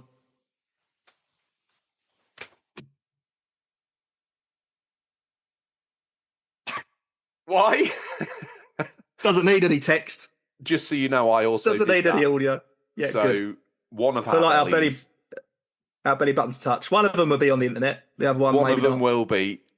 I am scared it's mine because I didn't shave. You were obviously sculpted, and you've had a spray tan, which obviously for a man of your fame and caliber, it's only right and proper. If I had a spray tan, I wouldn't come out looking like you, all gorgeous and tanned and hued. I'd probably come out looking like the ebony himself, the mahogany, the David Dickinson. That's how I would come over. Now, why don't you run us through these PlayStation titles before we go down into the sub-rant? And I really honestly think, if anyone's still listening at this point, thanks Bada Bankster, thanks Carlos, firm returns. I see you there. Well done. If anyone else has got this far, wow. And if you're listening to this far deep in the show and you are driving, I'd say it's probably time to pull over safely at the next services, have a coffee, perhaps have a little nap, because it's been a while. What the hell is wrong with you? Have a cup of tea. Oh, sorry, cup of tea. Have a cup of tea. It's what this country was built on. Yes. Right, monthly games for June 2025. PS Plus Essential, Extra and Premium. There's only 4. Alone in the Dark 2024, available June 3rd. Bomb Rush Cyberpunk, available June 3rd. Destiny 2, The Final Shape. Hold on. Destiny 2, The Final Shape. Available May 28th. NBA 2K. What was the other Destiny 2 game that was coming out? Final Sharp. I said it wrong. I think that actually sounds better. Final Shape. I think it does. Yeah, I think it does. Final Sharp's got a little bit of a pointy end to it, isn't it? Sometimes it's like I'm trying to solve an anagram when I'm reading. It really is. NBA 2K again, 2K25. Also numerically dyslexic, as you can tell. Available June 3rd. Now here's some bonus games for game catalogue, which is PS Plus Extra and Premium. Jesus Christ, I need some more caffeine. Bonus. This is what Monster will do to you. Look at you. You're not going Corfu. You're off to MCM Comic Con dressed as Ghostface. Bonus. I'm going to YMCA, the way this podcast is going. Best episode ever. This is one that they'll talk about in 10 years from now. Start the Sergeant Pepper's episode. Bonus. News. I'm really excited, actually, because I've just seen something I didn't notice. Right, bonus games for the Classics catalogue is Myst and Riven, or Riven, Riven, both on June the 5th. Yeah, they're those classic point-and-click, like adventure games, really. And then you've got on the... do you know what? It's a bit confusing. With Game Pass, it's Game Pass. But with PlayStation Plus, you've got Essential, Extra and Premium. So these next ones sound good, but this is only Plus Extra and Premium. It's very confusing. Another Crab's Treasure, available May 29th. I feel like that's already been out. Destiny 2 Legacy Collection. Yeah, it was on Game Pass, wasn't it? GTA 3. And RGT's playing a fourth one as we speak. Skull and Bones. We're over that, I think. Now, Game Trials. This is exciting. Only if you've got PS Plus Premium. Might be worth getting, because I spoke about the predecessor of this. Kingdom Come Deliverance 2. Available May 28th. I might have to get my subscription back up for that, because that is a £60 game. So that is on a game trial. And also, here's one for Seb, if you're listening. I'm sure he's got it already right. He's probably already completed it. Sid Meier's Civilization 7 is available May 28th. So it's already out. It is already out. He's got the T-shirt for that, and he's finished it several times. I think it's his go-to game, although some people weren't. I haven't actually managed to speak to him about Civ. But some people were a bit disappointed with it. Some people liked it. Some people did. Some people didn't. We'll find out. What else? Is that it for new releases? That's the I've got premium... some. That's sort of Game Pass and PlayStation Plus. Now, obviously, if you're in the Discord, you would see that our lovely community have been playing lots of different games. We've had Ginge complete the new Doom already. He's an absolute beast, of course he has. Expedition 33, people have been playing that. Elden Ring, Night Rain. That came out May 3rd. That came out only a few days ago. So that game, people may, by the time they listen to this, have completed it. Who knows? But there are some games which might have passed by some people, because there's been some big hitters. So I thought I'll recap with some of May 25's games, and then we'll just run into June 25. Of course, it's quite Nintendo's Switch 2 heavy, though. How have you turned up this Scotty? This Scotty is fascinating to me. You like the Indiana Jones of video game news. No stone, no corner, nothing. Can I tell you what I've been doing? You will not go in. I've just been sitting here and I've got some darts and I've been throwing them in the games room, and in whatever game the dart lands on, I've just been lying and saying it's been remastered. Should I not have said that? I'm glad you said Can we edit? Oh, wait, it's all right. We'll edit it out. It's fine. They won't know. You know, I keep turning to my right and speaking to Phil, but I think it's time to confess. Phil Mitchell. That's his name. Absolutely. All right, Phil? Yeah. He's just... Phil My Sack. Phil, is that his full name? Yeah, Phil My Sack. Oh, he's actually related to Paul Skinback as well. I don't know if you know him. No, mate, I don't think I've met that side of the family. No. I know the Scottish cousins, McCrevis, Phil McCrevis, and they've got a subsect of the family up there, McCrack. Oh, yeah, I met him because I remember I was at the pub and I saw Mike. I don't know if you know Mike Hunt, and he said he knew him. So, yeah, I think I've met them, actually, the McCravises. Oh, what a pub! Yeah, that's yeah. So you've met It was a Weatherspoons. at McCrevice's. Yeah, I Let's don't bring know it if home. anyone else is enjoying this, but I am. So what? Right, let's bring it home. So, Yes. right, May 25 video game release dates. Capcom Fighting Collection 2, which came out 16th of May. That's on PS4, Switch, Xbox One, PC, everything. Lost Souls Aside, PS5, PC, Friday 30th of May. Rune Factory, Guardians of Azuma, Switch and PC, 30th of May. Wow. We've also had Fantasy Life, The Girl Who Steals Time. And then there's a game, Onimusha 2, Samurai's Destiny, also on PS4, Switch, Xbox One. There's some games there, I'm saying, but I think they've been shadowed by Doom, perhaps, Exhibition 33, Elden Ring. Now, of course, June is going to be a lot of Switch games. There's about 20. So I'll run through them, George, and if there's any we want to discuss a bit more, we can do after. Mate, yes, I know please, we've covered a few if already. If there are any, I'll probably be ordering them on Amazon, actually, as you say. Well, get your wallet ready. Legend of I'm Zelda ready. Breath of the Wild. We know this. Switch 2, 5th of I've June. got those, Cyberpunk, we've covered that. Ultimate ordered Edition, that. Yeah. 5th of June. Have you ordered Split Fiction for the Switch? Or Fortnite? Why Fortnite Switch 2? There can't be any graphical updates. That does not need to be on there. It's a free play game. Anyway, we'll move on. Civilization Have you played 7. Fortnite on the Switch lately?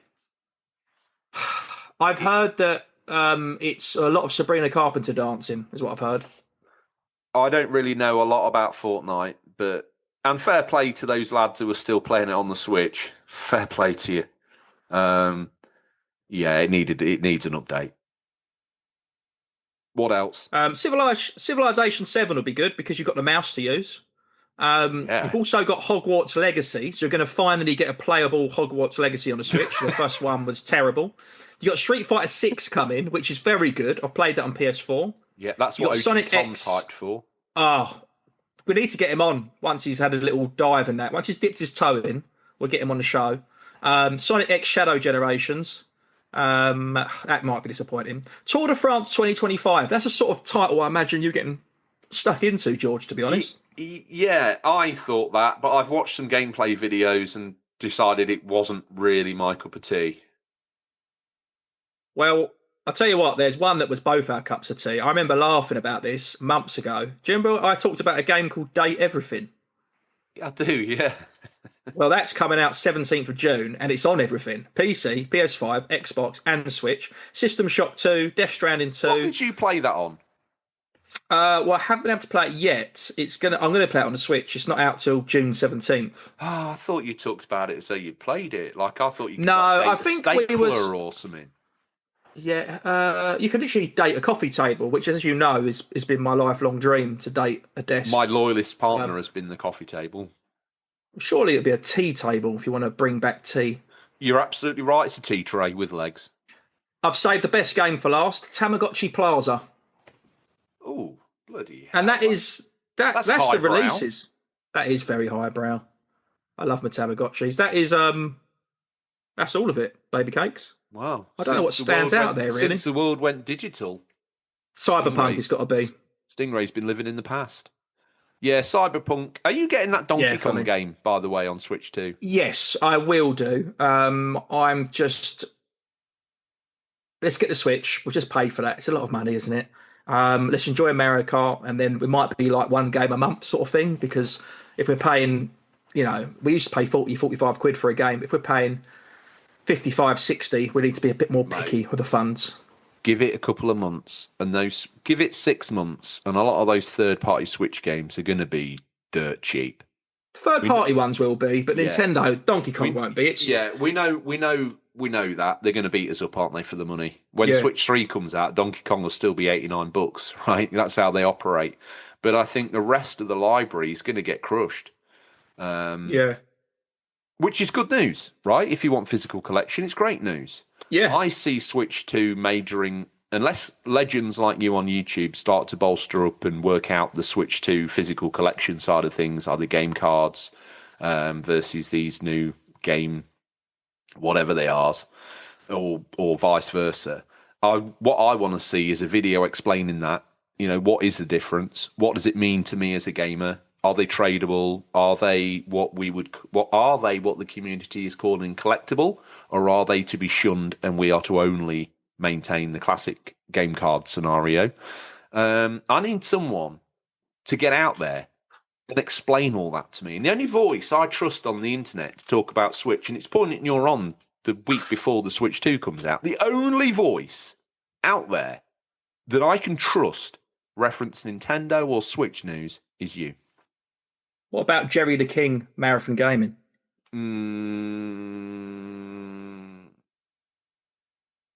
I trust him, but he's well known to overhype video games and shout puppies. Royal Rumble 2000. Puppies were out on that match. Don't know if you remember. Wow. Look at all those WBC legends attached around the side of the belt. Yeah, you got Tyson, Mayweather, Pacquiao, OG Tom, got Seb, Ali, RGT, George. So the whole gang's on there. The whole gang is on there. The guy you said was Seb was the best choice. Yeah. Oh. Is it the time of the show where I say what you're hoping to play? No. Is it the time of the show where we review our lovely listeners? It's the time of the show where we review our lovely listeners. And I have hotted you across a list on the new chat channel. Looks like I'm starting. It makes sense that I start. No, it makes sense that you start so I can tickle Carlos under the stairs in his undercleft. That's what an image that is. I'm going to give a big thank you to Cenox right off the bat of this list. Thank you, Cenox, for your continued support. And I just want to say from the bottom of my heart, I love you. Wow, that's strong. I now must profess my love for Cenox. Equidistant to now that looks like a woman in a black slip dress. Good God. So thank you, Cenox. Give our best to Sweden. He's manning the UCP Sweden office. He's doing all he can to drive up numbers and promote UCP in the local area. So thank you for that. Carlos, aka the One Man George Fan Club. Now he went across to America and actually took a moment to think about me, which is, to be honest, blew me away. And he sent me a load of cool things and a letter, which was very touching. So thank you for that, sir. You already do more than I deserve. So sending me a little gift package from the United States of America, well, it made me feel very special, I have to admit. So thank you very much. You've humbled me. Who's next? We've got Firm Returns. Now, I have to say, since beginning of this show, I know it's been almost 2 hours, but because I follow Firm Returns' newsletter, and I digest it, I've actually made 9,000 yen just off his advice. Well, let me tell you, I'm known as the big dog in North Korea because of Firm Returns investment techniques. I am making Kim Jong-il shit himself because I've currently got 2 North Korean yen less than him. And it's making me It's making him nervous. It's making me feel nervous, but also a little bit brave. Isn't he French, Kim Jong-un? Because un, deux, trois. That's a very solid point. King de Il. King Toi Il. Yeah, he's the third incarnation. Yeah, so thank you for that Firm Returns. And if you're looking at making any form of investment, that newsletter is the sort of newsletter you need to be all over. If you want to hear about the next Bitcoin before anybody else, and get super rich and get a flat in Monaco, digest the letter immediately. Who's next? I didn't expect you to ask me a mouthful there, sorry. Next is Trestles, New York. So we need to say thank you to Trestles, New York. What a lovely place. Our second home in season 2. You were just a lovely trestle. Yeah, just a mere young producer in the back there snacking on Jackie's wings. I was a T-boy. I was just photocopying Playboy for you. That's all you made me do. Up and down. Photocopy this issue, laminate that issue, clean that issue because you got stains on the laminate. It was it was tough, but I've worked my way into the chair, so I'm happy with that. Really, You're a host now. Look at you. and no thanks to thanks to Trestles New York for making it happen. That's what I want to say. Yeah, Jackie saw the man in you when I just saw the boy. Do you know the fan club, Which one? the Carlos fan club? Yeah, the One Man George fan club. Okay, just checking. Everybody stand up, say yes, it's Badabingster. Come stai, Badabingster. Et tu. When you know in our contract, when you say everybody stand up, everybody sit down, we have to salute. Otherwise, you say we get exiled. Do we have to put the fingers facing down or up? You have your fingers facing you because you don't want the people to see what a dirty little layabout you are. You want to show them your clean part of your hand. Yeah, you don't want them. Yes, boss. Cover your eye up. That's it. Okay, Governor. Hold understood. for 5, 4, 3, 2, 1. Yeah, contractually obliged. And Badabingster's happy. I wonder what shirt he's been wearing this week. I don't know if I've seen the man of many sport tops, many O tops, I might add. Badabingster, I don't know. I've heard he's smothered in mayonnaise and waiting in the lobby. How big do you think his wardrobe is? I would say Big enough for us to come out of it, or dimensionally, I think Badabingster's wardrobe is 300 mil wide, probably 150 mil high. 300 mil? Yeah. It's 150 mil high. When's the last time you looked at a tape measure? Have you not seen how small Badabingster's wardrobe is? Apparently it's 150 by 300. Exactly. Crafted by some of the smallest, most intelligent, talented Italian doll's house craftsmen that there are. I thought he shopped from the Sims catalogue. Well, I don't even know what this means, but I'm getting on board with it. I'm going to do the next one. Might as well. Got my teeth in, literally. Up next, it's the mighty Dingle Tuner.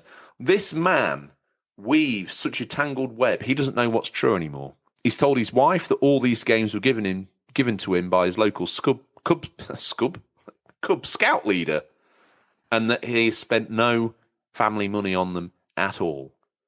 We're here to really add weight to that story and let Mrs. Tuner know that school shoes are irrelevant and it's character building to send a kid into school on cardboard. I ate tuna today. What side of the tuna did you have? Top, middle, or bottom? I had, it was canned, so I'm not sure what part of the fish it was. Did you know tuna's known as a snoring fish? What did you just see? Oh, I was just looking at the window, a bird flew down. Oh. Far more interesting than this show. I've got something for Digital Monkery. Now, no. This is Sorry, I got carried away. Right now, this is going to be a nice little audio treat. You got to try and work out what this is. I'm going to play a bit of audio ASMR, and it's to do with Digital Monkery. Okay. I don't know if the microphone picked that up. Let me try again. You've shown them, though. You've shown them. Yeah, but they don't know that. He's an audio guy. Put it up. That is a sound. No, put it up again. No, don't show. Put it up again, and because the microphone's not picking it up, okay, I will make the noise. Okay. 1, 2.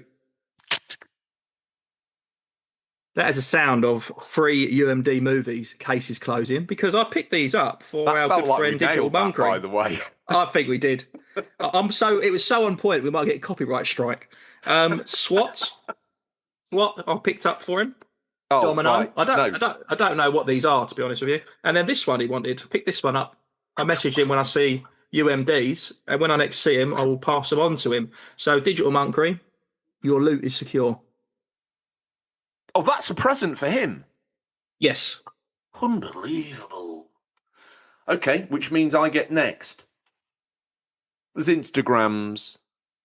There's Telegrams. but there's only one gaming ground. Thank you. Oh, sorry. Yes, that's how it works. We've got next up, and I need to deliver this in the right praise, really. Bald Balder. How would you describe someone of that stature? How would I? Yeah. I would describe Bald Border. I would describe Bald Border's stature as girthy.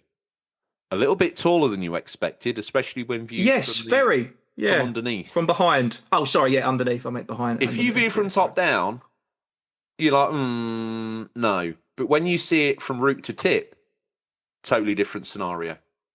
If you want it, we got it. Ride it, Bald Border. Yeah. Thank you, Bald Border, is what I'm saying. I'm hoping that looked like we had a kiss. I think we did, to be honest. Have you got Is next? it now that we announced that my wedding's cancelled and me and you have to elope to Corfu, where we're opening up a dog kennel sanctuary? Shh, dogging kennel. I told you that's auto-correct on text. It's okay. I suppose I still have a home for 16 leashes and collars. Up next is... Now, this man is quite the celebrity on the Comic-Con circuit now. You might think, oh, is that guy, is that Ghostface, or is it Boba? And then he comes at you from behind, and it's Jango Fett. He's everybody and everything all at once at these Comic-Cons. All I'm going to say is, when he's finished his round-robin UK tour of cons, never, ever forget that he will always be the Sheriff of the Discord. That's nice. I like how you done that. What colour would you say that Game Gear is?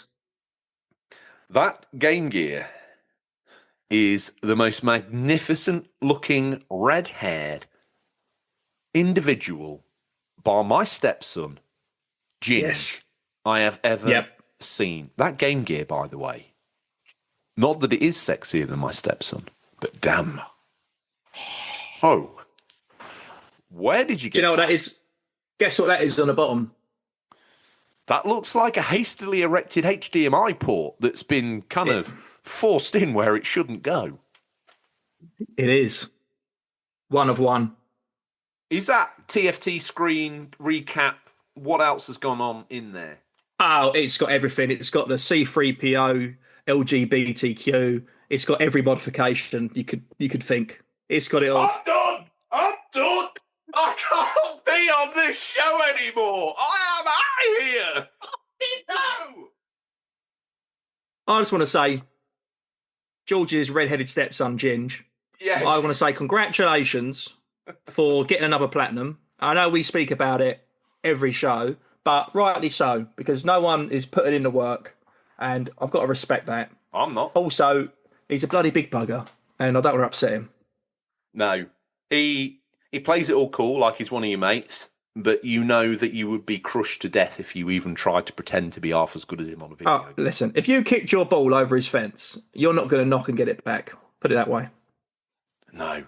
I think he would disembowel it from in the garden when he knew you were looking from your bedroom. He'd just kind of, a bit like Captain America pulling a log in half. I heard he went in Sports Direct, took all the balls out of the pit and just put them all in his garden and said, come and get them. And they haven't come and get them because they're scared. I don't want the story going around that Ginge loves balls. I don't want that starting up. Not now. Not here. Not like this. Who's next? Oh, I got to do it. Yeah. It's your boy. Welcome. For the Lord of Darkness, Harvey Retro.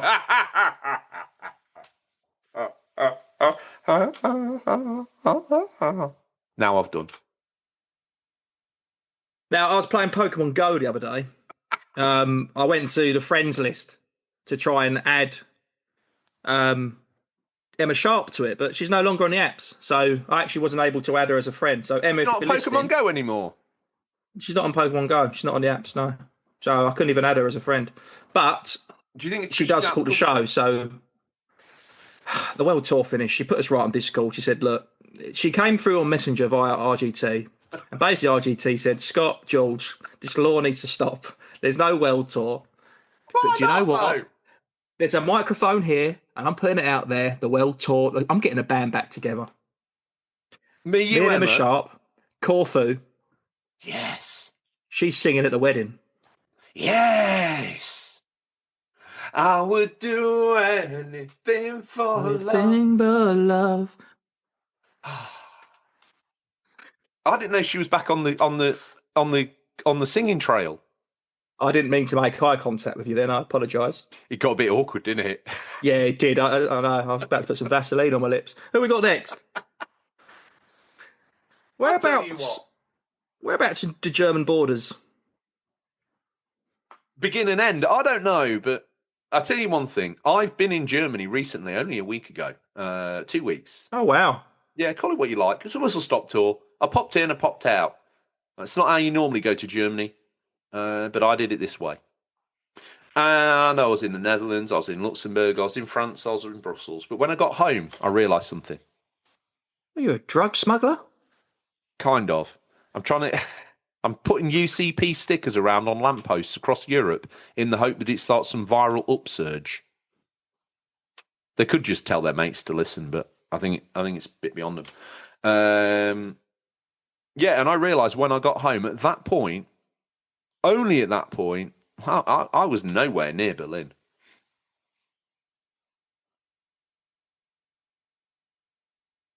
Thank you, nowhere near Berlin.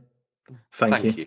Thank you. It's how they do it in the big leagues. Who's next? That is how they do it. Next we Ex-girlfriend? have got, well, more of an ex. You know, like the one who got away, Mumsy. You might have heard of her. She's got long black hair and she has it down there. Mumsy. Yeah. I don't know. It might be the start of a new song. Someone Might be clip the it start of a song. now. Thank you, Mumsy, for your continued support, and thank you for providing me and George with pocket money. We really appreciate it, and we're going to spend it on games and sweets. And life. You gave us the greatest gift of all. Yeah. And We've I'm all sorry got the we same came out with our elbows dragging the wall. I'm sorry about the stitches you had to have after we came out. Oh, yeah. This is why I will never be comfortable in the Attitude Era. Next is the RGT. Hang on. If he's not on the show, we have to do the song and dance. Copy me. Scotty, are you ready? Yep. RGT, we love you. You've got a shed that we can view. It's full of games and we want to do everything inside of you. You. We're the RGT fan club. We get together every second month at the pub. It's called the Golden Duck. And if you haven't seen Eurovision, that was actually the entry from Sweden. Xenox would not have let that shit go out. Absolutely not. He's got standards. He produced it. Did he? My bad. Yep. Yeah. That was the UCP mega mix. Who's next?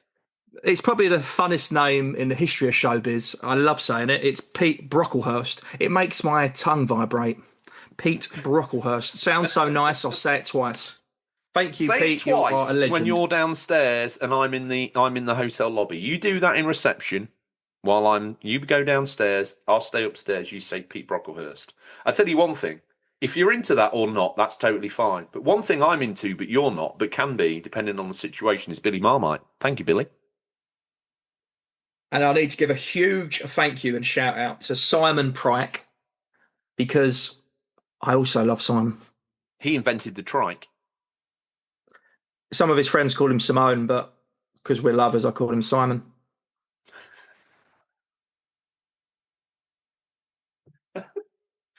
I don't know why. I just love it. And last, no, you absolute rotter. Now, if you would you like this? You've not been on for a while. There's no break. Yeah, but I'm just wondering, do you want the next big ticket in showbiz? can I be honest with you? Sometimes in life we get these huge opportunities come over, and you think, where was I when that moment happened? Did I make the right decision? Was there something else I could have done? Should I have took the opportunity? Should I have opened a door for someone else? And I feel like really what I should do, what the people want, is for me just to close my eyes and listen to George bring it home. Okay, but I need direction. This is the thing between me and different. Yeah. I can't just. I'm not a natural actor. I need a little bit of direction. So is this? As you know, we've done a few Zangiefs, and Yeah. I've Okay, so I'll give you right. Close your eyes. You're going to get into character, right? Okay. Yeah. You're down the park. Your mum's gone to the shop to get a Magnum. My God. You're on the roundabout. Oh no, the bigger kids are coming over. Oh God. Oh no, they're starting to swing the roundabout. Oh, I don't think the roundabout's going to stop. Mum's too far away. But wait, you've just remembered that Fat Zangief is strong enough to stop the roundabout, and he's in the park. But the only way to call out to him is to scream at the top of your lungs and make him hear that you are there and you're in trouble and you need help. Let Fat Zangief know right now. Let him be aware that you need saving, George. That building crescendo, I'll be honest with you, it was either 50 Shades of Grey or a very hurried read of Reader's Wives. I don't really know which one it was, but I'm on board for it, and it makes me want to do this. Ow. Ow. Ow. Ow. Ow. Thank you.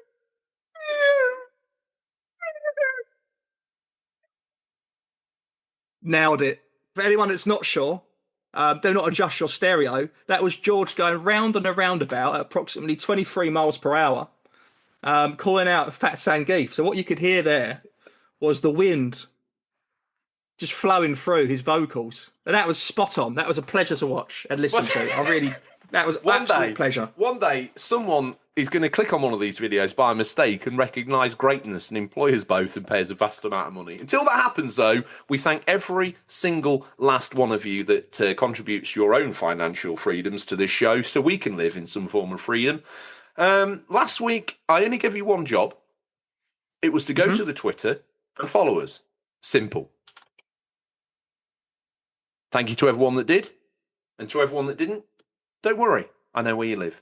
This week, we want you to all settle down. Come on, you've got this far, so you must have liked something. Follow us on the YouTube. Watch a little bit of the content. Don't go nuts. 2 or 3 videos. And go. And just go. Go about your business. That's all we want from you. And it wouldn't hurt you to share a video. Just choose a video, your favourite one, your favourite show. Even if you've listened and you don't watch, just think, what was the best show I ever listened to? And say it was RGT and Fat Zangief. Go on YouTube, find that show and click share, because someone else also might want to see it. Do you know what? That's a bloody good idea. And I implore every single last one of you to do exactly what Scotty said. It's YouTube business, something he knows about. Something I obviously know absolutely nothing about. But one day, this backwashed corner of the internet's going to get discovered. And you're going to be one of the people, you're going to want to be that person that said, I was there from the beginning. You don't want to be that loser that goes, what was that show called you said about last night, Brian? And he'll laugh at you. Like, dude, Unofficial Controller Podcast. Oh, yeah, of course, yeah. I love that show. I love Greg, whatever, loser. You don't want to be that guy. Do you remember when Hulk held Andre the Giant over his shoulders? I do. It was a real iconic moment. The people could be a part of that. You could help us hold up YouTube. Just pick it up and just throw it. Just throw it. Rah! Rah! Rah! This is oh wow! This is like some sort of guttural raw therapy, innit? It's like primal scream. It's the monster. So we tried an episode where I got drunk on air, car crash, although probably worth listening to. And we tried an episode where you got high on Monster Energy, and I got so sort of wrapped up in that I also went a little bit crazy. Success. Win. Now, everybody knows that turned up 3, 4, 5 hours ago at this point that the show can't begin until I ask Scotty what he's hoping to play, or vice versa. But it equally, therefore, cannot end until I ask him what he's stupid to play. Has Dobby lost his sock, master? Spot on. 2 for 2 on impressions. Now, there's 2 games in particular I'm going to name. I'm going to keep it short and sweet. We're going to pay homage to 2 people here. One is Digital Monkery. I've heard through the grapevine on the Discord. I looked this morning. I think the next challenge accepted, I hope I'm right, is going to be Pinball FX, which is a free download. At 4 a.m. this morning, I downloaded it to my Switch, and I'm waiting for him to announce the game. So I'm going to be playing that. And also, I want to play a bit of GTA 4 on the 360 because RGT's been playing it. Sangeeth's been... Apparently, a lot of people have been playing it. Listen, I'm not going to be boycotting the modern consoles because I don't need to. I'm still playing the Switch. But, you know, I'm enjoying myself. Switch 2 is coming out. I can't boycott it. Got bills to pay. Got content to produce. RGT's that guy that painted his floor and then realised he was stuck at the other end with a load of wet paint. You're the guy that painted himself in and finished at the door. What's RGT going to do? He's pre-ordered the Switch. He's like all excited. He got a little bit sweaty, I have to admit. There was a little bit of perspiration on his brow as he tried to track down the Switch 2. And now it's going to sit for 365 days on his mantelpiece. Yep. That's what he's going to look at while he pokes the fire.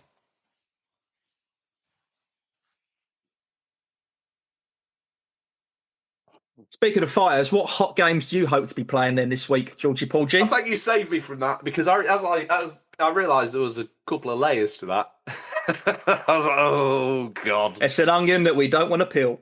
No.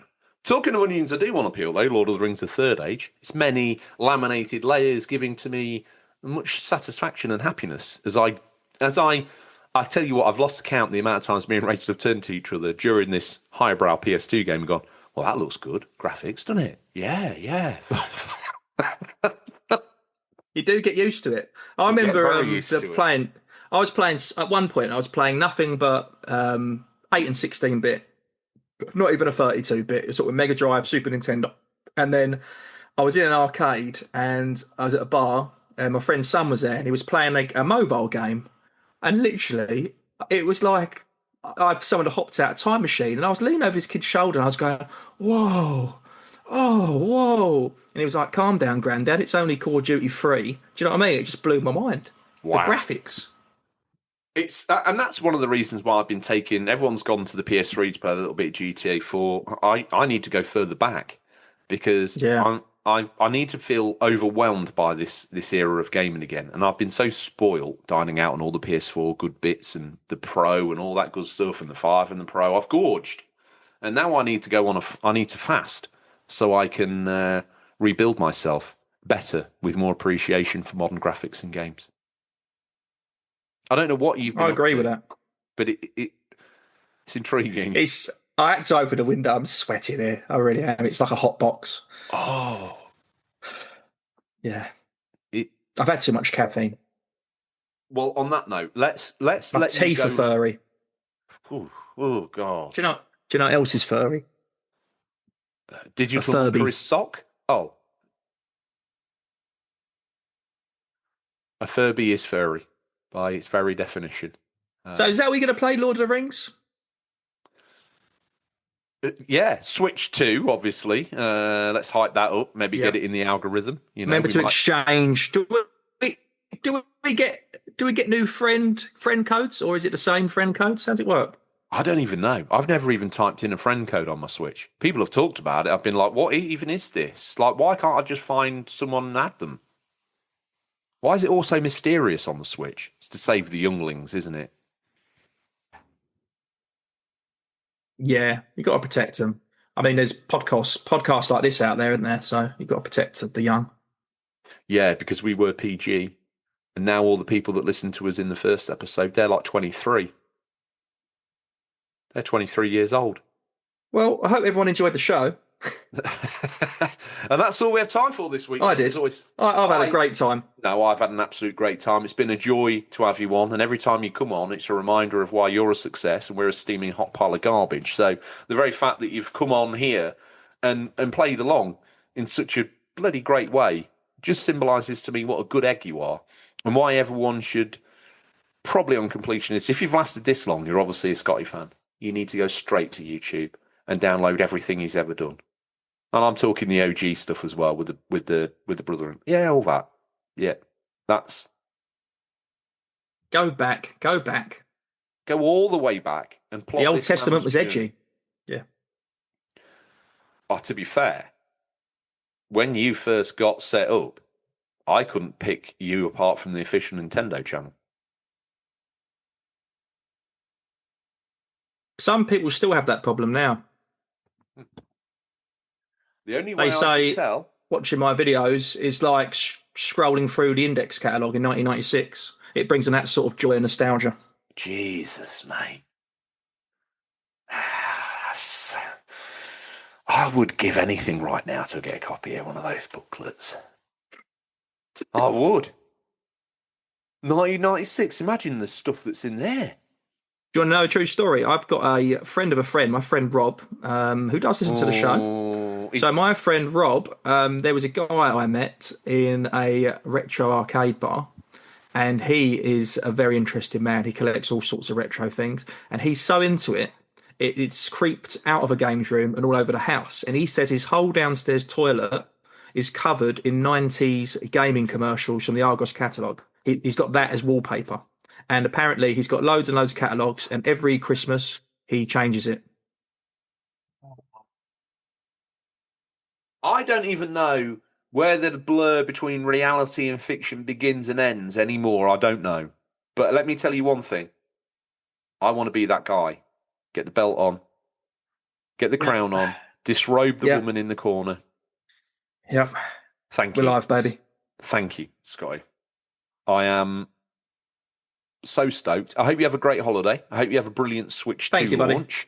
I hope everyone listening has a great Switch 2 launch. If you're one of the sad unfortunates that didn't manage to get hold of one, don't worry, because even half the mother country weren't able to bag a Switch 2. So you're doing all right. And I think that by the time they hit retail over the next month, you'll be able to pick one up pretty easy. I would say that brings us to an end, sir, if that's okay with you. And that's all we have time for this week, listeners. As always, thank you for your time. I look forward to the pleasure of speaking to you again next week. Until then, it's just a look in his glint in his eye. What would you do if someone had given you an unofficial controller? What would you do with that? To be honest, I don't think there's anything wrong with it. It's what you do with it that counts. You're damn straight. And that's the bottom line. Because Jerry the King of Marathon Gaming says so. Okay, well, on that note, thank you, everybody. Thank you, Scotty. See you soon. Take care, everyone. Bye.